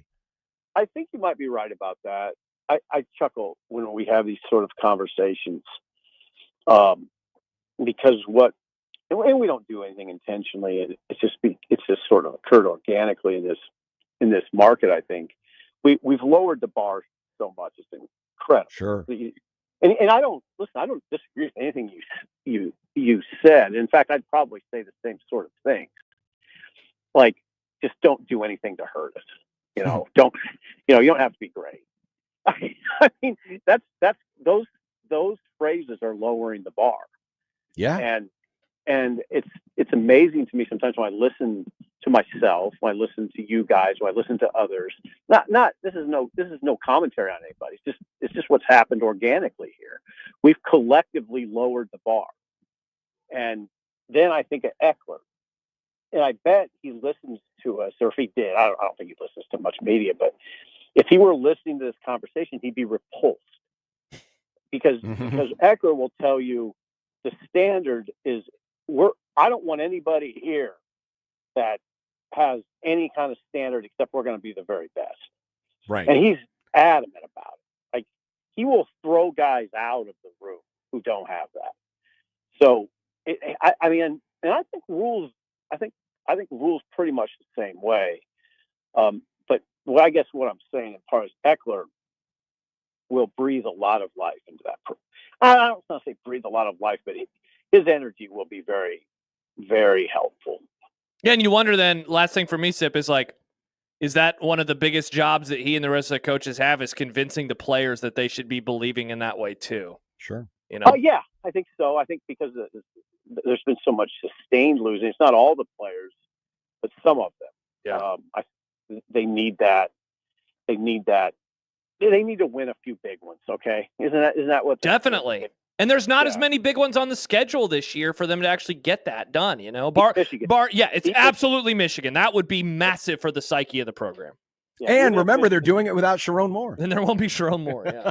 Right. And you know what? That doesn't matter. And even if Michigan's a little down, if they're closer to the top 20, if they're closer to 20 in the top 25 than they are 10, it doesn't matter. It's still Michigan. There's a 2023 national championship that's fresh in everybody's memory. If you can win that game, I think that would go a long way for these players. A lot of these players that say, hey guys, we just beat Michigan. All right. I think that it would be very helpful. No, I agree. I agree completely. People forget that the 62 Michigan Wolverines were not a good version. Sucked. They were not a good version, but that was a signature early win for Bob Devaney. And I know it's different. That was a year one. This is, but. Yeah, that was huge. That's a good comparison, John. It's a great point, John. Steve Sipple, HuskerOnline.com. Sip, am I going to see a baseball in an hour? No? Don't just laugh. No. Are they playing Baylor by any chance? No, it's not 2009 anymore, Sipple. It's 2025. Nebraska's playing Creighton. It's the in-state rivalry. This is for the series. Oh, if Oklahoma State were in town, yeah. I'd Wow. Bring back Dave Van Horn. Pete Incaviglia is not playing for Oklahoma State anymore. John started laughing. Is that overt? Oh, yeah. Hey, you and me we're just counting down, baby. We're just waiting for the football season to get here. Yeah, we are. In fact, I'm treating May as if it's August. Let's go, Simple. Let's go. Let's go. You two are sick. All right. Sip, we got to run. Thanks, Bye, my buddy. Sip. Thanks, my friend. Bye, guys. Thank you very much. Bye. You bet. Steve Sipple of HuskerOnline.com. Well, with that, you know what? What? We're going to talk to a real baseball guy. Oh, crap. Is he? He's not in the green room, is he? He didn't hear me laughing and making fun of No, his sport? he's currently getting ready, his team ready to play Nebraska tonight, but Ed Service will join us next. Oh, thank We'll God. get his thoughts. This is his last go-around against Big Red. All right, let's do it. So we'll do that next. It's Unsportsmanlike Conduct on 1620 The Zone.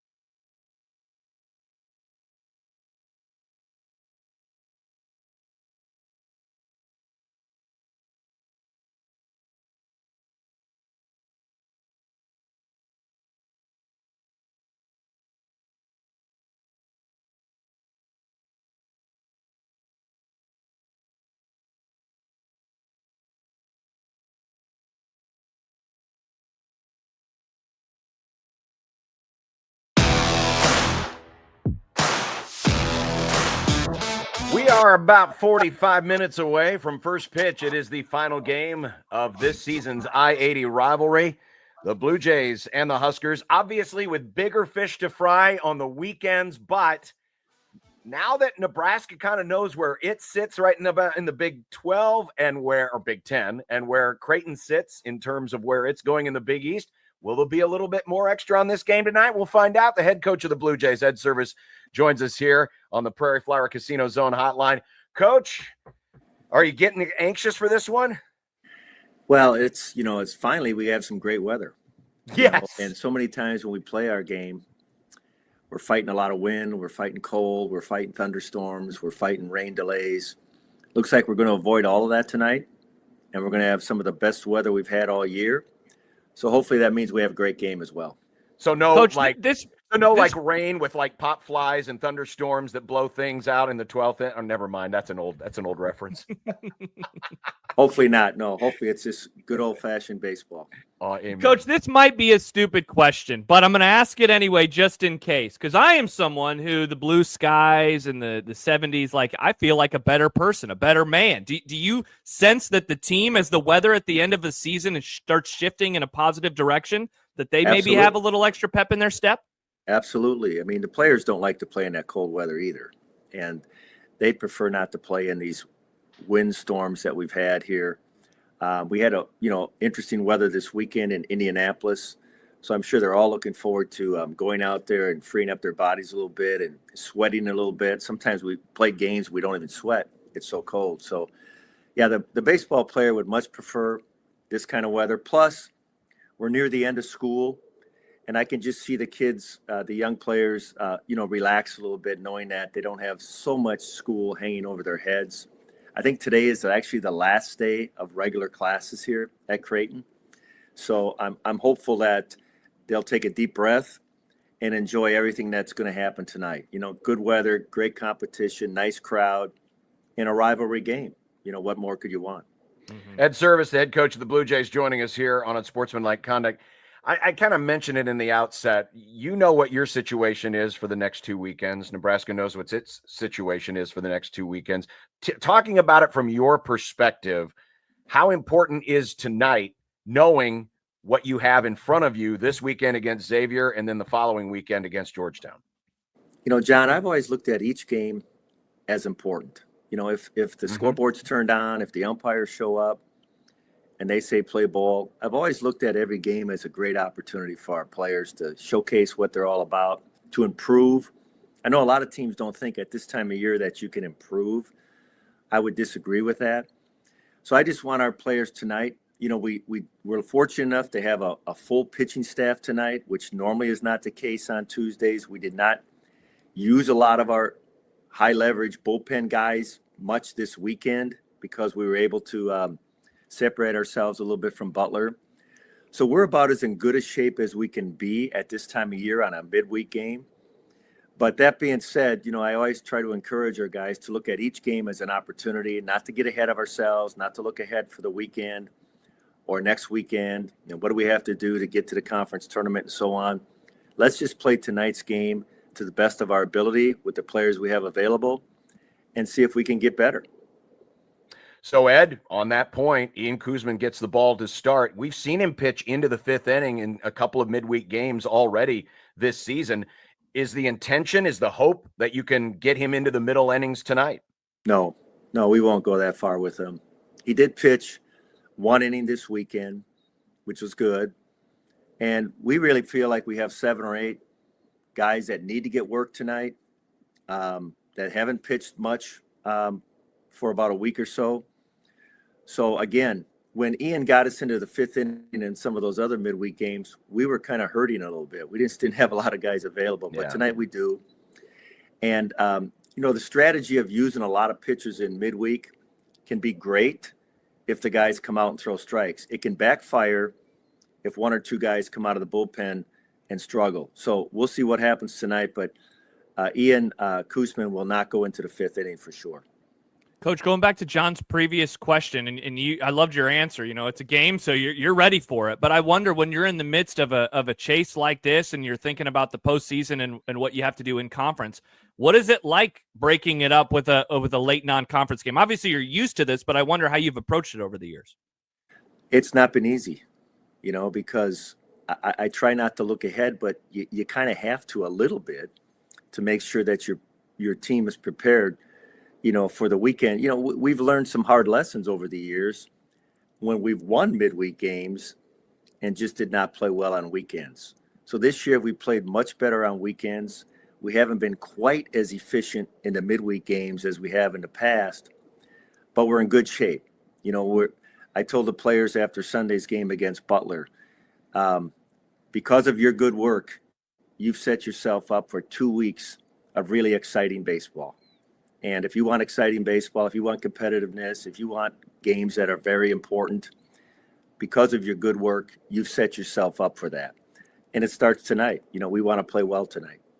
Ed Service, the head coach of the Jays, joining us ahead of tonight's first pitch, which we will have coverage right here on 1620 The Zone. The staff ERA has crept under 3 after this late stretch here of the last 3-4 weeks, and which is very impressive in that you haven't had the classic weekend staffs of maybe some of your better teams in the past, where you knew you had a real lockdown Friday guy, a lockdown Saturday guy, and then maybe a really solid guy on Sunday. Guys on the weekends have been good, but it's been kind of a different assembly in your pitching staff this year. Yet you have seen the results on the mound getting better as the season goes on. What do you attribute that to? Well, you're right, John. We don't have that guy that we say, here's the ball and we'll see in the 8th inning. We just don't have those players, but we're getting healthier. Dom Conciliari did not pitch the first part of the season. Jack Pinow did not pitch the first part of the season, and he looked really, really good on Saturday against Butler. We lost Shea Went for about 6 weeks. So when previous years, when we would be breaking down at this time of year with our pitching staff, we're getting stronger. So that's encouraging. And we're throwing more strikes. We can make this pitching stuff as complicated as we choose. I refuse to do that. To me, it comes down to your ability to throw strikes. And then once you establish that, can you throw your secondary stuff for strikes? And over the last 3 or 4 weeks, especially on weekends, our pitchers have done a tremendous job in throwing more strikes. They're feeling more comfortable in throwing their secondary stuff, maybe in hitters' counts. And that's, you see, we're just not giving up a lot of hits. If you look at our hits per innings pitched, it may be the best we've ever had. So I give the pitchers a ton of credit for throwing more strikes and then having the ability to throw a secondary pitch for a strike, oftentimes in hitters' counts. Now, hopefully that continues, because I think that's been the key to what they've done over the last month or so. Coach, do you feel that as the pressure has ramped up that are you pleased with how your team has responded? Obviously, you've won 11 out of the last 12, so I have to imagine you've been happy in that regard. But the pressure of the late season and how they're playing, I have to imagine you're happy. Well, yes, and you can see it, though. You can see it, especially when we get runners on base from an offensive standpoint. I think that's an area that we can still free ourselves up a little bit. And I'm just hoping and reminding the players, because this is a veteran group, to lean on your experience. You've been through a lot of this stuff before. Lean on it. So don't put too much on each at bat, especially with runners in scoring position, runners on base. And they've done it to a certain extent. I still think we can get better at that. And hopefully tonight you'll see that. Hopefully this weekend we'll see that. But I'm just asking them to lean on their experience, because they have a ton of it. We just don't have a lot of guys who haven't played a lot of baseball at this level. And but that's an area I think they can still improve a little bit as we move forward. What has Matt Sherman's ascendancy here the last month, 5 weeks of the season meant for your offense? A lot. It gives us a lot of length. I mean, Matt really got us off the schneid a little bit on Saturday. It was 0-0 in the middle part of the game, and then he hits the home run, and then he comes up the next time and hits a 3-run homer. He does have that power. He got off to a slow start like a couple of other hitters. He was in and out of the lineup a little bit as we were trying to figure out what we were going to do at third base. And then here over the last several weeks, he's kind of took off. And, he's got all the intangibles that you want in a player. He's a very hard worker, real conscientious, wants to do whatever he needs to do to help the team. But it gives us some more length. So when you go up against Creighton's offense, you can't say, oh, we're going to take out 1 or 2 guys. If we do that, they're going to have a hard time scoring. You want to have length in your lineup. And I think with Matt coming around here and Connor Capisi just being on fire the last several weeks, has really given our lineup more length, and we're scoring more runs. And speaking of that lineup, Coach, I wonder if you saw this type of season coming from Nolan Sailors, like obviously doing a great job of just getting on base, but he's moving around as well. He's getting a bunch of doubles. Did you see this type of 2025 for him? Yes, he's that good a player. You know, nothing Nolan has done has surprised me. I see it every day in practice. I mean, he takes a really good BP every day in practice. He's very conscientious about work. The only thing I asked him to do a little bit this year was to maybe bunt a little bit more because he's got plus speed. If you ever watch him run between home and first, I mean, he puts tremendous pressure on infielders when he hits a ball in the infield. So that's the only thing that we really wanted to see Nolan develop. He has. He's got several bunt base hits. He almost attempts it, you know, almost once a game. If he doesn't, he at least fakes it to get the infielders aware of it. And but nothing Nolan does would surprise me. He's been a heck of a player for us for 4 years. I think he started his second weekend as a freshman, and we haven't taken him out of the lineup since. So he's a tremendous young man. I'm happy for him, and we're going to need him going down the stretch, that's for sure. Ed, I know how big it is to lead games in the final third, the final 3 innings, but you've got 2 really good relievers at the back end of these bullpens tonight. Broderick's got 9 saves, and of course, Garrett Langrel has been a tremendous asset for you at the back end of the pen. It almost feels like whoever's leading after 6 has got this one almost in the bag, doesn't it? Yeah, it's good. You know, that's the way you want your team to be, and I'm sure Nebraska has spent a lot of time trying to build that up. We certainly have. We always try to build our pitching staff from the back to the front. And Garrett has been just tremendous. I mean, he's everything you want in a back-end guy. He just pounds the strike zone. He forces the other team to put the ball in play. He gets a lot of ground balls, and I'd like to think that's one of the strengths of our team is our infield. I just love the way he throws strikes. I mean, he probably throws too many some days, but he just pounds that zone. And he's very confident in his ability. And when he gets on the mound, the team just elevates its play because they know that something good's going to happen for us. So, yeah, you probably want to get the lead early tonight if you can. I don't know how much they're going to use their bullpen, you know, because I know they used theirs guys a few more times than we did this weekend. But they understand the importance of the game too. So I expect the best high leverage relievers to be in this game tonight. Which makes it fun and interesting for everybody, except the coaches. Well, Ed, this will be the last one you deal with in Lincoln, hopefully, for you. You have a really successful night. And I do remember the very first time I heard you use the phrase, you know, I treat every game the same. When the scoreboard's on, it's important. Because that night, Brandon Koenigstein threw a no-hitter against Wichita State. So Yeah, I'm not saying that's going to happen tonight, No. but I do remember it. No, that was a fun one, you know, and I remember Coach Stevenson talking before the game at Wichita State saying, hey, you know, Coach, this game doesn't mean that much. We were playing pool play at the time. Right. And we were going to go and we were going to advance, and so was Wichita State. And with all due respect to Gene Stevenson, who is one of the best we've ever had in our profession, I said, Coach, that's not how we look at it. You know, so we're gonna play as hard as we can every time we tee it up, and we'll do that tonight as well. Amen.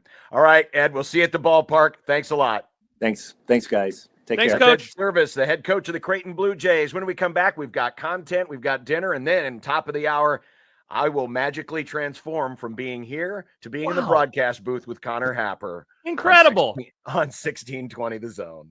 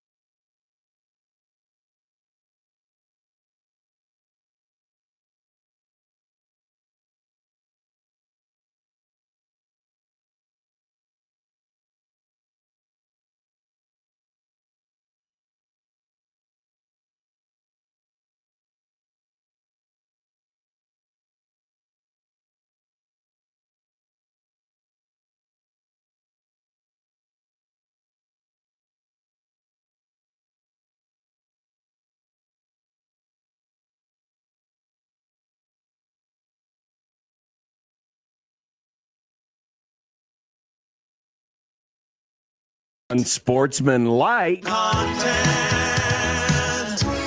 Unsportsmanlike content. Unsportsmanlike content. Content that's unsportsmanlike. Okay, now it's amazing how this show can just go from place to place to place. Josh has magically transformed himself back to his home. Nick now is in a completely different. Oh, is this going to be our new studio someday? I hope the not. New Zone studio. Yeah, please not that studio, John. That studio's so tiny. Please, God, no. I mean, based on what I'm hearing in other places, we probably deserve to be in a place that small. But anyway, that's neither here nor now. This is content. This is Nick Grimm. This is programming. On Sunday, Tom Chattel said 9-3 would be the record for people to predict. Today, Steve Sipple penned a column titled, "With its spring season in the books, Nebraska forges ahead with a properly limited amount of hyperbole." Who's going to be right? Also, how's my SIP impression? It's not very good. I've heard better. Is Tom Chattel, is the 9-3, is that too much hyperbole? With SIP saying that this is a limited amount of hyperbole? 9-3 is a lot of hyperbole. I don't think it's that much hyperbole because I think that's exactly what the program thinks it's going to do. Oh man, I am missing something. I got a text, John, this morning from a fellow media member that said I continued to be baffled why there's so much enthusiasm about this year's team. And I was like, where am I missing this? Where is this enthusiasm? I don't feel like I've heard any of it except I've heard people talking about the enthusiasm. Where is this coming from? You know, we may have to just unpack this entire thing on tomorrow's Griumm. I think so. Because I think there's a weird disconnect. Yeah. Where we're all aware of what everyone is saying, but we're not sure how to interpret how everyone is feeling what they're saying. You get my drift. Because I think we just need to unpack this tomorrow. I think so too. So let's just, you know what? Let's just say no more and we'll save it for tomorrow's show. 3 of 4 semifinal series have had a game one in the NBA, and the road team won all 3 of them. Will the Warriors make it a clean 4-4-4 tonight, or do the Timberwolves get it done? That's a great reminder, Nick, that the Celtics lost to the Knicks in overtime last night. Just wanted to remind John again as he was watching at home, probably very, very sad. Actually, I was pretty happy. The Cubs huddling his cube. Cubs are killing the crap out of the Giants. So, congratulations! Again, I have to rely on the Chicago Cubs for my happiness. I can't rely on a bunch of losers from Boston. You know, people that think they have such a great city. Oh, look at all our championships. We're Boston. We have all these great championships. No, again, you let me down yesterday, Boston. You let me down. And so once again, the superior sports city of Chicago had to lift my spirits. I'm sorry. This is your answer, not mine, please. Yeah. I was going to say, I like how you just immediately turned on Boston after one loss. I've always felt this way about Boston, Josh. I don't know what you've been paying attention to the last 12 years. I've been listening to you, John. To answer Nick's original question, thank you. Give me the Warriors tonight to go up 1-0. The road team makes it a clean 4-4-4. 4-4-4. Give me the Warriors. 4-4-4. I mean, I thought the Warriors were going to win this series anyway. You did say that yesterday. But, and this will be something for the NBA scribes to look up, have we ever started a conference semifinals where each of the 4 series started 0-1 for the home team? Oh, man, that's a great stat. Great question, John. I'm sure someone at Elias or ESPN can look that up. Nick, from that weird studio that you're suddenly in, why don't you look it up and let us know? Type. Nice. Jim Fagan, the man whose voice was behind every NBA on NBC promo in the 90s, will be heard again on NBA on NBC promos in the 2020s. There's one problem, though. Jim has been dead since 2019. Yes, NBC is using AI to return his voice to the airwaves. So tell me again why this isn't some big nostalgia tour. Because it is. Imagine that. Oh, we're going to bring back. Really? Are people really going to be pining for the guy who used to do the voiceovers to do this. I'm starting to really wonder now if I've hit on something here. Where NBC it's all about the nostalgia. They're trying to bring back people from my generation to watch the NBA. So, let's give them 30 seconds of a song, and then, let's bring in the voice guy. Who cares? This is silly. This is absolutely silly. This is the same. Didn't it's the same network that brought back Al Michaels' voice, even though he's not dead yet, thank God, for the Olympics? They did do the AI Al Michaels for the Olympics last summer. Stupid NBC. It's stupid. I hate to agree with John on anything related to the NBA on NBC, but this is a tough look for them. This is, when Derek Jeter, John, was still playing for the Yankees after the PA announcer had passed away. Yeah, he still had him saying Derek Jeter, number 2. Jeter. Yeah, number 2. Like they did that, and I thought that was cool. But that was a recording. Because his name is always Derek Jeter, and he's always number 2, and he's always going to have an at-bat. This will be different because it's going to be that voice, and he's going to be saying, coming up to, I can hear his voice in my head. It's Anthony Edwards at the Timberwolves versus LeBron James at the Lakers on NBA on NBC. This is a bit much. It's going to sound bad. Also, hey, NBC, if you really want to help your ratings, here's an idea. Get rid of, I don't even know who's doing the nightly news anymore. Just bring back AI Huntley Brinkley report. Let's really get those ratings going. Not a bad idea. Also, as fellow people who use our voices, this is also a cost-saving measure for these guys, right? I'm sure maybe they had to go to the estate and maybe pay the family of the estate, but they're just doing this so they don't have to pay more people, too.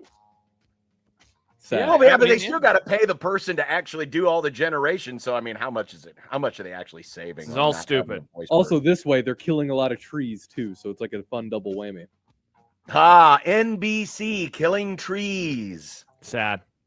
If you're excited to hear about great so-called non-conference matchups, get ready because the next 12 college football seasons starting in 2027 will feature Clemson versus Notre Dame. Your thoughts? I have lots of thoughts on this. First of all, 12 games is ridiculous. How about this, though, John? So Ross Dellinger, earlier this morning, right before 11 a.m. at 10:44, as I read a tweet right now, he tweeted, a follow-up to an original tweet of his from the 9 o'clock hour. More clarity from the ACC. The Notre Dame-Clemson games do count towards Notre Dame's 5 annual ACC games during years in which those games are already in the league's scheduling rotation. Other years, they do not count. And then, close to 11, he followed up, this issue seems to be an ongoing discussion between Notre Dame and the ACC. Those at Notre Dame tell Yahoo Sports they expect all games with Clemson to count as one of their mandatory 5 ACC games. They have time to determine this as the first unscheduled game isn't until 2029. This is classic college football mumbo-jumbo weird crap. It is odd. It's just so odd. I've never been someone, John, who's like, I need Notre Dame in a conference. I need them in a conference. Why can they be an independent and nobody else can? But, God, this is just the dumbest crap. Just get it over with if you're going to do this stuff. Well, now, the reason why they're doing it, it's twofold. For Notre Dame, it locks in another solid opponent. And in their estimation, hey, here's one of the 5 ACC teams we're going to play every year. They still got to work all that out. From the Clemson side, this is all a reaction to the new ACC grant of rights, which now puts more emphasis on performance and television ratings. Because now, not every ACC member is going to share equally in its TV revenues. Now it's going to be based on performance. How well are you performing on the field, but also how well you're drawing eyeballs to television sets. Well, with Clemson, here's an automatic chance to goose those ratings every single year because you're playing one of the biggest names in the sport who always has a built-in audience. So I guess if I'm the rest of the ACC, I might be a little mad right now because, if you're maybe like a Boston College. I'm trying to think of like a mid-tier ACC. Yes, I know. I knew you were going to do that. But think of a mid-tier ACC. Because if you're Clemson and Florida State, you're okay because you're a name brand and you get better ratings than everybody else in your league. But if you're someone who's in that next tier down, who's always trying to be in that running for drawing the most eyeballs, Notre Dame's now been locked up for the next 12 years, and that's fewer opportunities you might get to play them. It's good on Clemson for thinking this way. But yeah, this is just another example of the wonkiness of modern college football, the business of college football, and now how the ACC has chosen to do its business, all to keep Florida and Clemson State, Florida State and Clemson in the fold. Yeah. Justin Tucker was cut by the Ravens yesterday. Do you think we'll ever see this washed up, alleged piece of garbage play football again? Again, more opinion by Nick. No, he was already fading. He was already fading at the end of last season, I believe. Maybe one team will give him a shot, but it won't last. I don't think he's going to play another full season again. Let's put it that way. Definitely not. I saw a theory yesterday because if I don't know if all of our listeners had a chance to see or read the statement from the Ravens, but I mean it is very much. It's almost like apologetic to him for cutting him, like he has been such a historic person for our franchise, yada, yada, yada. Well, anyway, I saw a theory from somebody who covers the NFL that was basically, I think they said the statement this way because they might have known about these allegations well before they became public. Because if I remember right, John, they go back to like 2016, 2015. It's more than a half decade ago, if I remember right, certainly before COVID. And so that was why they maybe released a statement because, if they say, yeah, we cut him because of the, allegations, then he could sue them if they had any intel on it. So I think, in all seriousness to what Nick said, first of all, a lot of allegations. It's more than a dozen. Second of all, he was struggling. He was a worse kicker now than he had been in any of the last few years. So if I'm a franchise, do I want to deal with the backlash of signing him? We see this with NFL teams all the time. If they think the juice is worth the squeeze, they'll do it. I don't know if the juice is going to be worth the squeeze with him anymore. So I'll disagree. I'll agree in that he definitely doesn't play a full season, but I don't think he's going to be signed, barring him getting exonerated on all these allegations. Maybe he'll go to Cleveland. The Browns seem to like to collect these kinds of guys. They definitely do. Wow, don't talk about Shador like that. Wow, John. That's not who I was talking about. It's the other quarterback. Wow, don't talk about Joe Flacco like that. The other one. Wow, don't talk about Dylan Gabriel like that. Oh, they have a lot of quarterbacks. Yes, they do. One more. Who's the other one? Who's the fifth one? Good question. Is it Kenny Pickett? Yes, Kenny Pickett. Don't talk about Kenny Pickett like that, Nick. My God. What are they, Nebraska? Nice. In his assessment by The Athletic on NFL owners and their efforts into trying to build a winning team in 2025, the Rams and Dolphins are in the do what it takes to win category, while poor Jera and the boys are stuck in the struggle mode. Oh my gosh, I can't read. Do you agree or disagree with these assessments? You want to restart that question, Nick? Speaking of stuck in a struggle bus. No. No. Okay. I definitely agree with the Rams assessment. Don't know if I agree with the Dolphins assessment on doing whatever it takes to win. The Cowboys are definitely not in do whatever it takes to win. They whine about everything all the freaking time. Oh man, we had to pay this person so much money. Well, maybe if you signed him earlier, you'd be okay. No. Yeah, that fits. I assume the Eagles are in. They will literally do whatever. They will kill people to win Super Bowls. I have to. Yep, there they are. There they are. Very sad. Very sad. Going back to your point on the Dolphins, the write-up, and this is actually a couple weeks ago, but Mike Jones of the NFL's coverage on Nick's a little behind on his NFL intake right now. It's okay. He's into baseball. He wrote about the Dolphins. They didn't give out any big deals in free agency. Instead, they took a balanced approach while filling needs on defense and the O-line. Stephen Ross drew high marks from his players in the NFLPA report for commitment to winning after building a new training facility and extending coach Mike McDaniel in the last year. That said, it's about what you're doing. I don't know.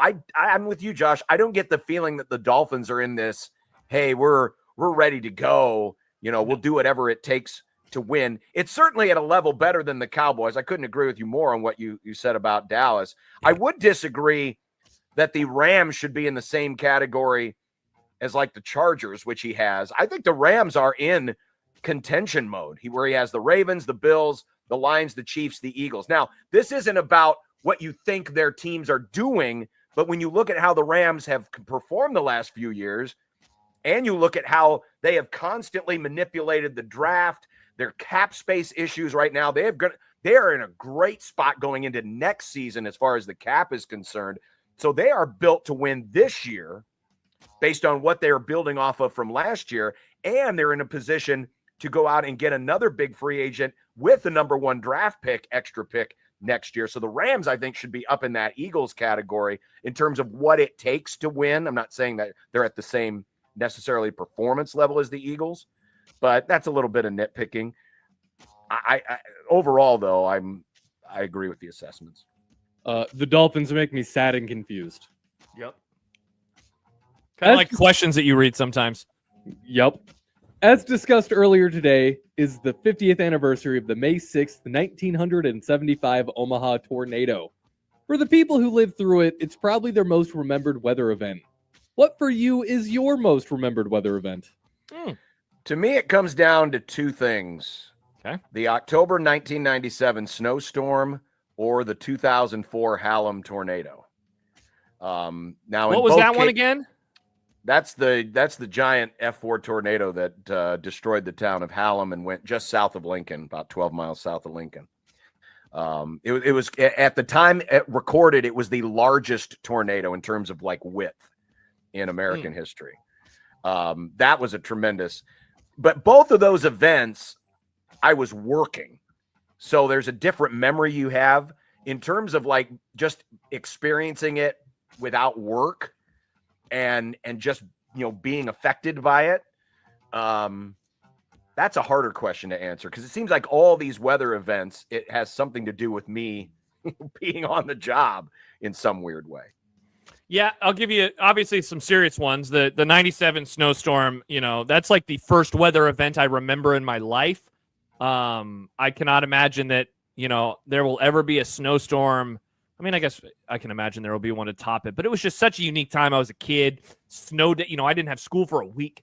We didn't have power for days. That one was pretty crazy. I was gone for it. I was in the air last year on my way to the West Coast, but the tornado that ripped through much of Omaha did millions of dollars in damage.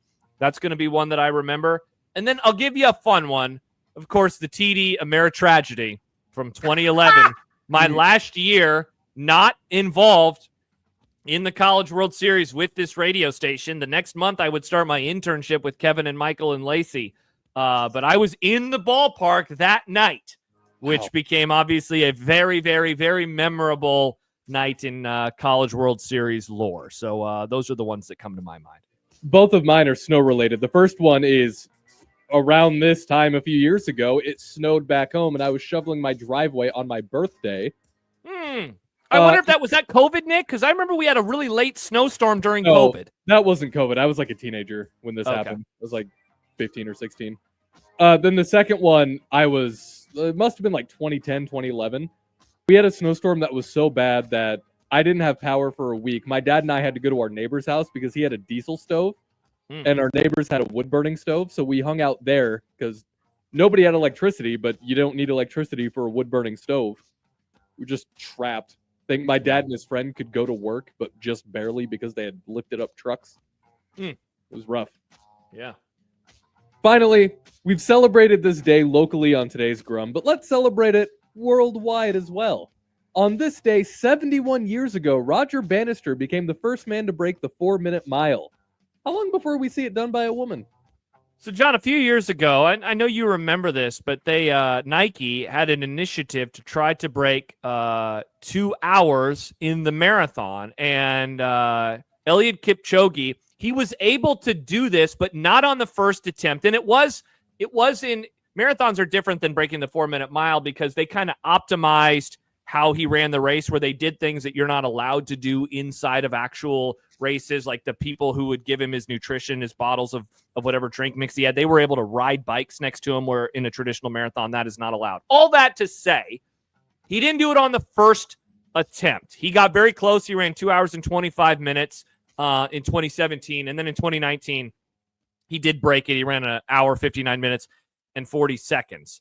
They are trying to do this right now with a runner who has run a 4:07.64. She did that a couple of years ago. I don't think it's going to happen this year, But I think that they will get this done. Let's say that a woman does it by next year, 2026. I'm just surprised a woman hasn't done it yet. Yeah, It's been 71 years since a male has done it. And I get it, not to get political, but, you know, men and women are built differently. But I would just think with the advances in physics and technology and health and training, that this would have happened by now. Yeah. By the way, they don't run a mile anymore. It's 1,500 meters, which is like 0.93 of a mile. It's actually, I looked it up, 1,609.344 meters is Correct. 1 mile. No, but they don't run the race like that. They only run 1,500. Yeah, I remember when I was in high school, John, I ran the 1,600 and I broke 5 minutes in it. And so I always said, yeah, I broke 5 minutes in the mile, but I didn't. Well, then last summer I did. I ran a 4:55 actual mile. It was one of the coolest things of my life. But I'm a minute slow. There's another reason why we need to get rid of the metric system. Nice. So we can properly measure these things with good old American English system. Like nice. All right, we're going to come back. Dinner is next, and then Connor and I will take over with Creighton, Nebraska baseball coverage right here on 1620 The Zone.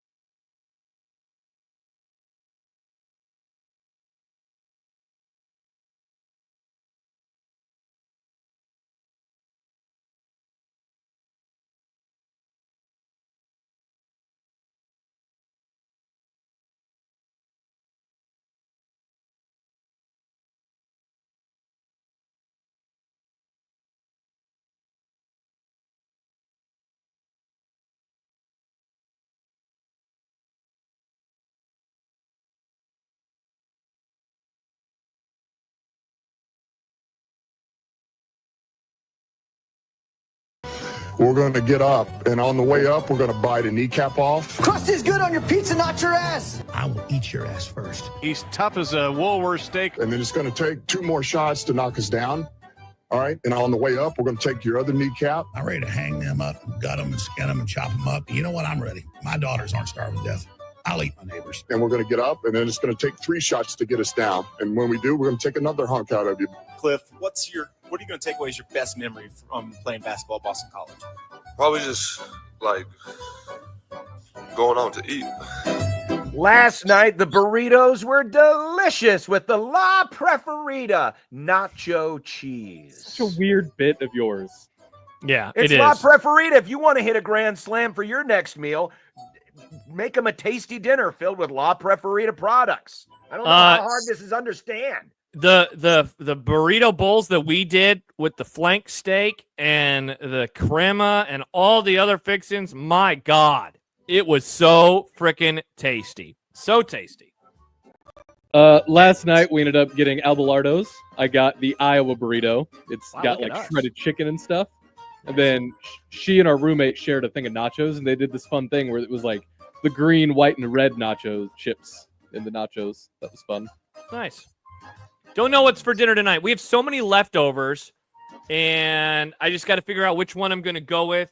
I got thighs available for me. I got some of the leftovers from last night available. There could be brats that are in the freezer. I could be wild and maybe just throw a pizza in the oven. There's too many options. I don't like being the guy that says I don't know, but I don't know, and I'll tell you tomorrow. I can't wait to talk to my future self about what I decided to do for dinner tonight. I seem to be the only one who has a plan. I'm going to doing? Farmer Brown's tonight for my birthday. I'm gonna Farmer get- Happy Browns, what a birthday great- again, Nick. We've been Thank saying it you. all day. Yes, we've been You saying have been it saying all all day. so I do long. appreciate it, Happy too. birthday. Thank Yeah, you. happy birthday to Nick. Happy birthday to Farmer Nick. Just Browns, another great reminder. choice. I was asked where I wanted to go for dinner, and that was the first place that popped up. That Didn't you first go time there I went- recently, Nick? You went there Yeah. recently? I love that place. I It's really so do. good. Get some onion rings. I might. Onion rings. If they're You're gonna get good, a steak, Nick? Oh, I'm absolutely getting a steak. Hell yeah. Might get a glass of scotch too. Birthday scotch. Let's go. Look at it's some Japanese whiskey, Nick. You gonna have a little Japanese whiskey? Come on, with this is your, Waterloo. We're not drinking Japanese whiskey. They have they actually have my favorite scotch, Glenlivet 12 year. Oh, there you go. Oh, Glenlivet, very famous Japanese Or- whiskey. I just realized our Japanese whiskey graphic is gone. Did you remove it, Nick? I didn't. Wow. I Sad. didn't realize we had one. Wow. Yeah, we have all sorts of Scotch- things. We have Jack, we have Sipple, we have the cream team, but we don't have Japanese Oh whiskey. wow! I anymore. haven't seen the cream team in a minute. Look at that. I know. It's been a long time. It's been a long Been a time. while. All right, well, that'll do it for the Griumm. Connor Happer and I live from Haymarket Park. It's round 3, the decisive battle, Creighton and Nebraska. We'll have a complete recap tomorrow. Shafe will be on tomorrow. Nice. Well, And we're going to talk about the 9-win crap. We're going to unpack this 9-win, and are we being positive? Are we not being positive? Are we hedging our bets? What the hell are we doing? Can't wait. Have a great night, everybody, and let's play ball. Bye. Goodbye.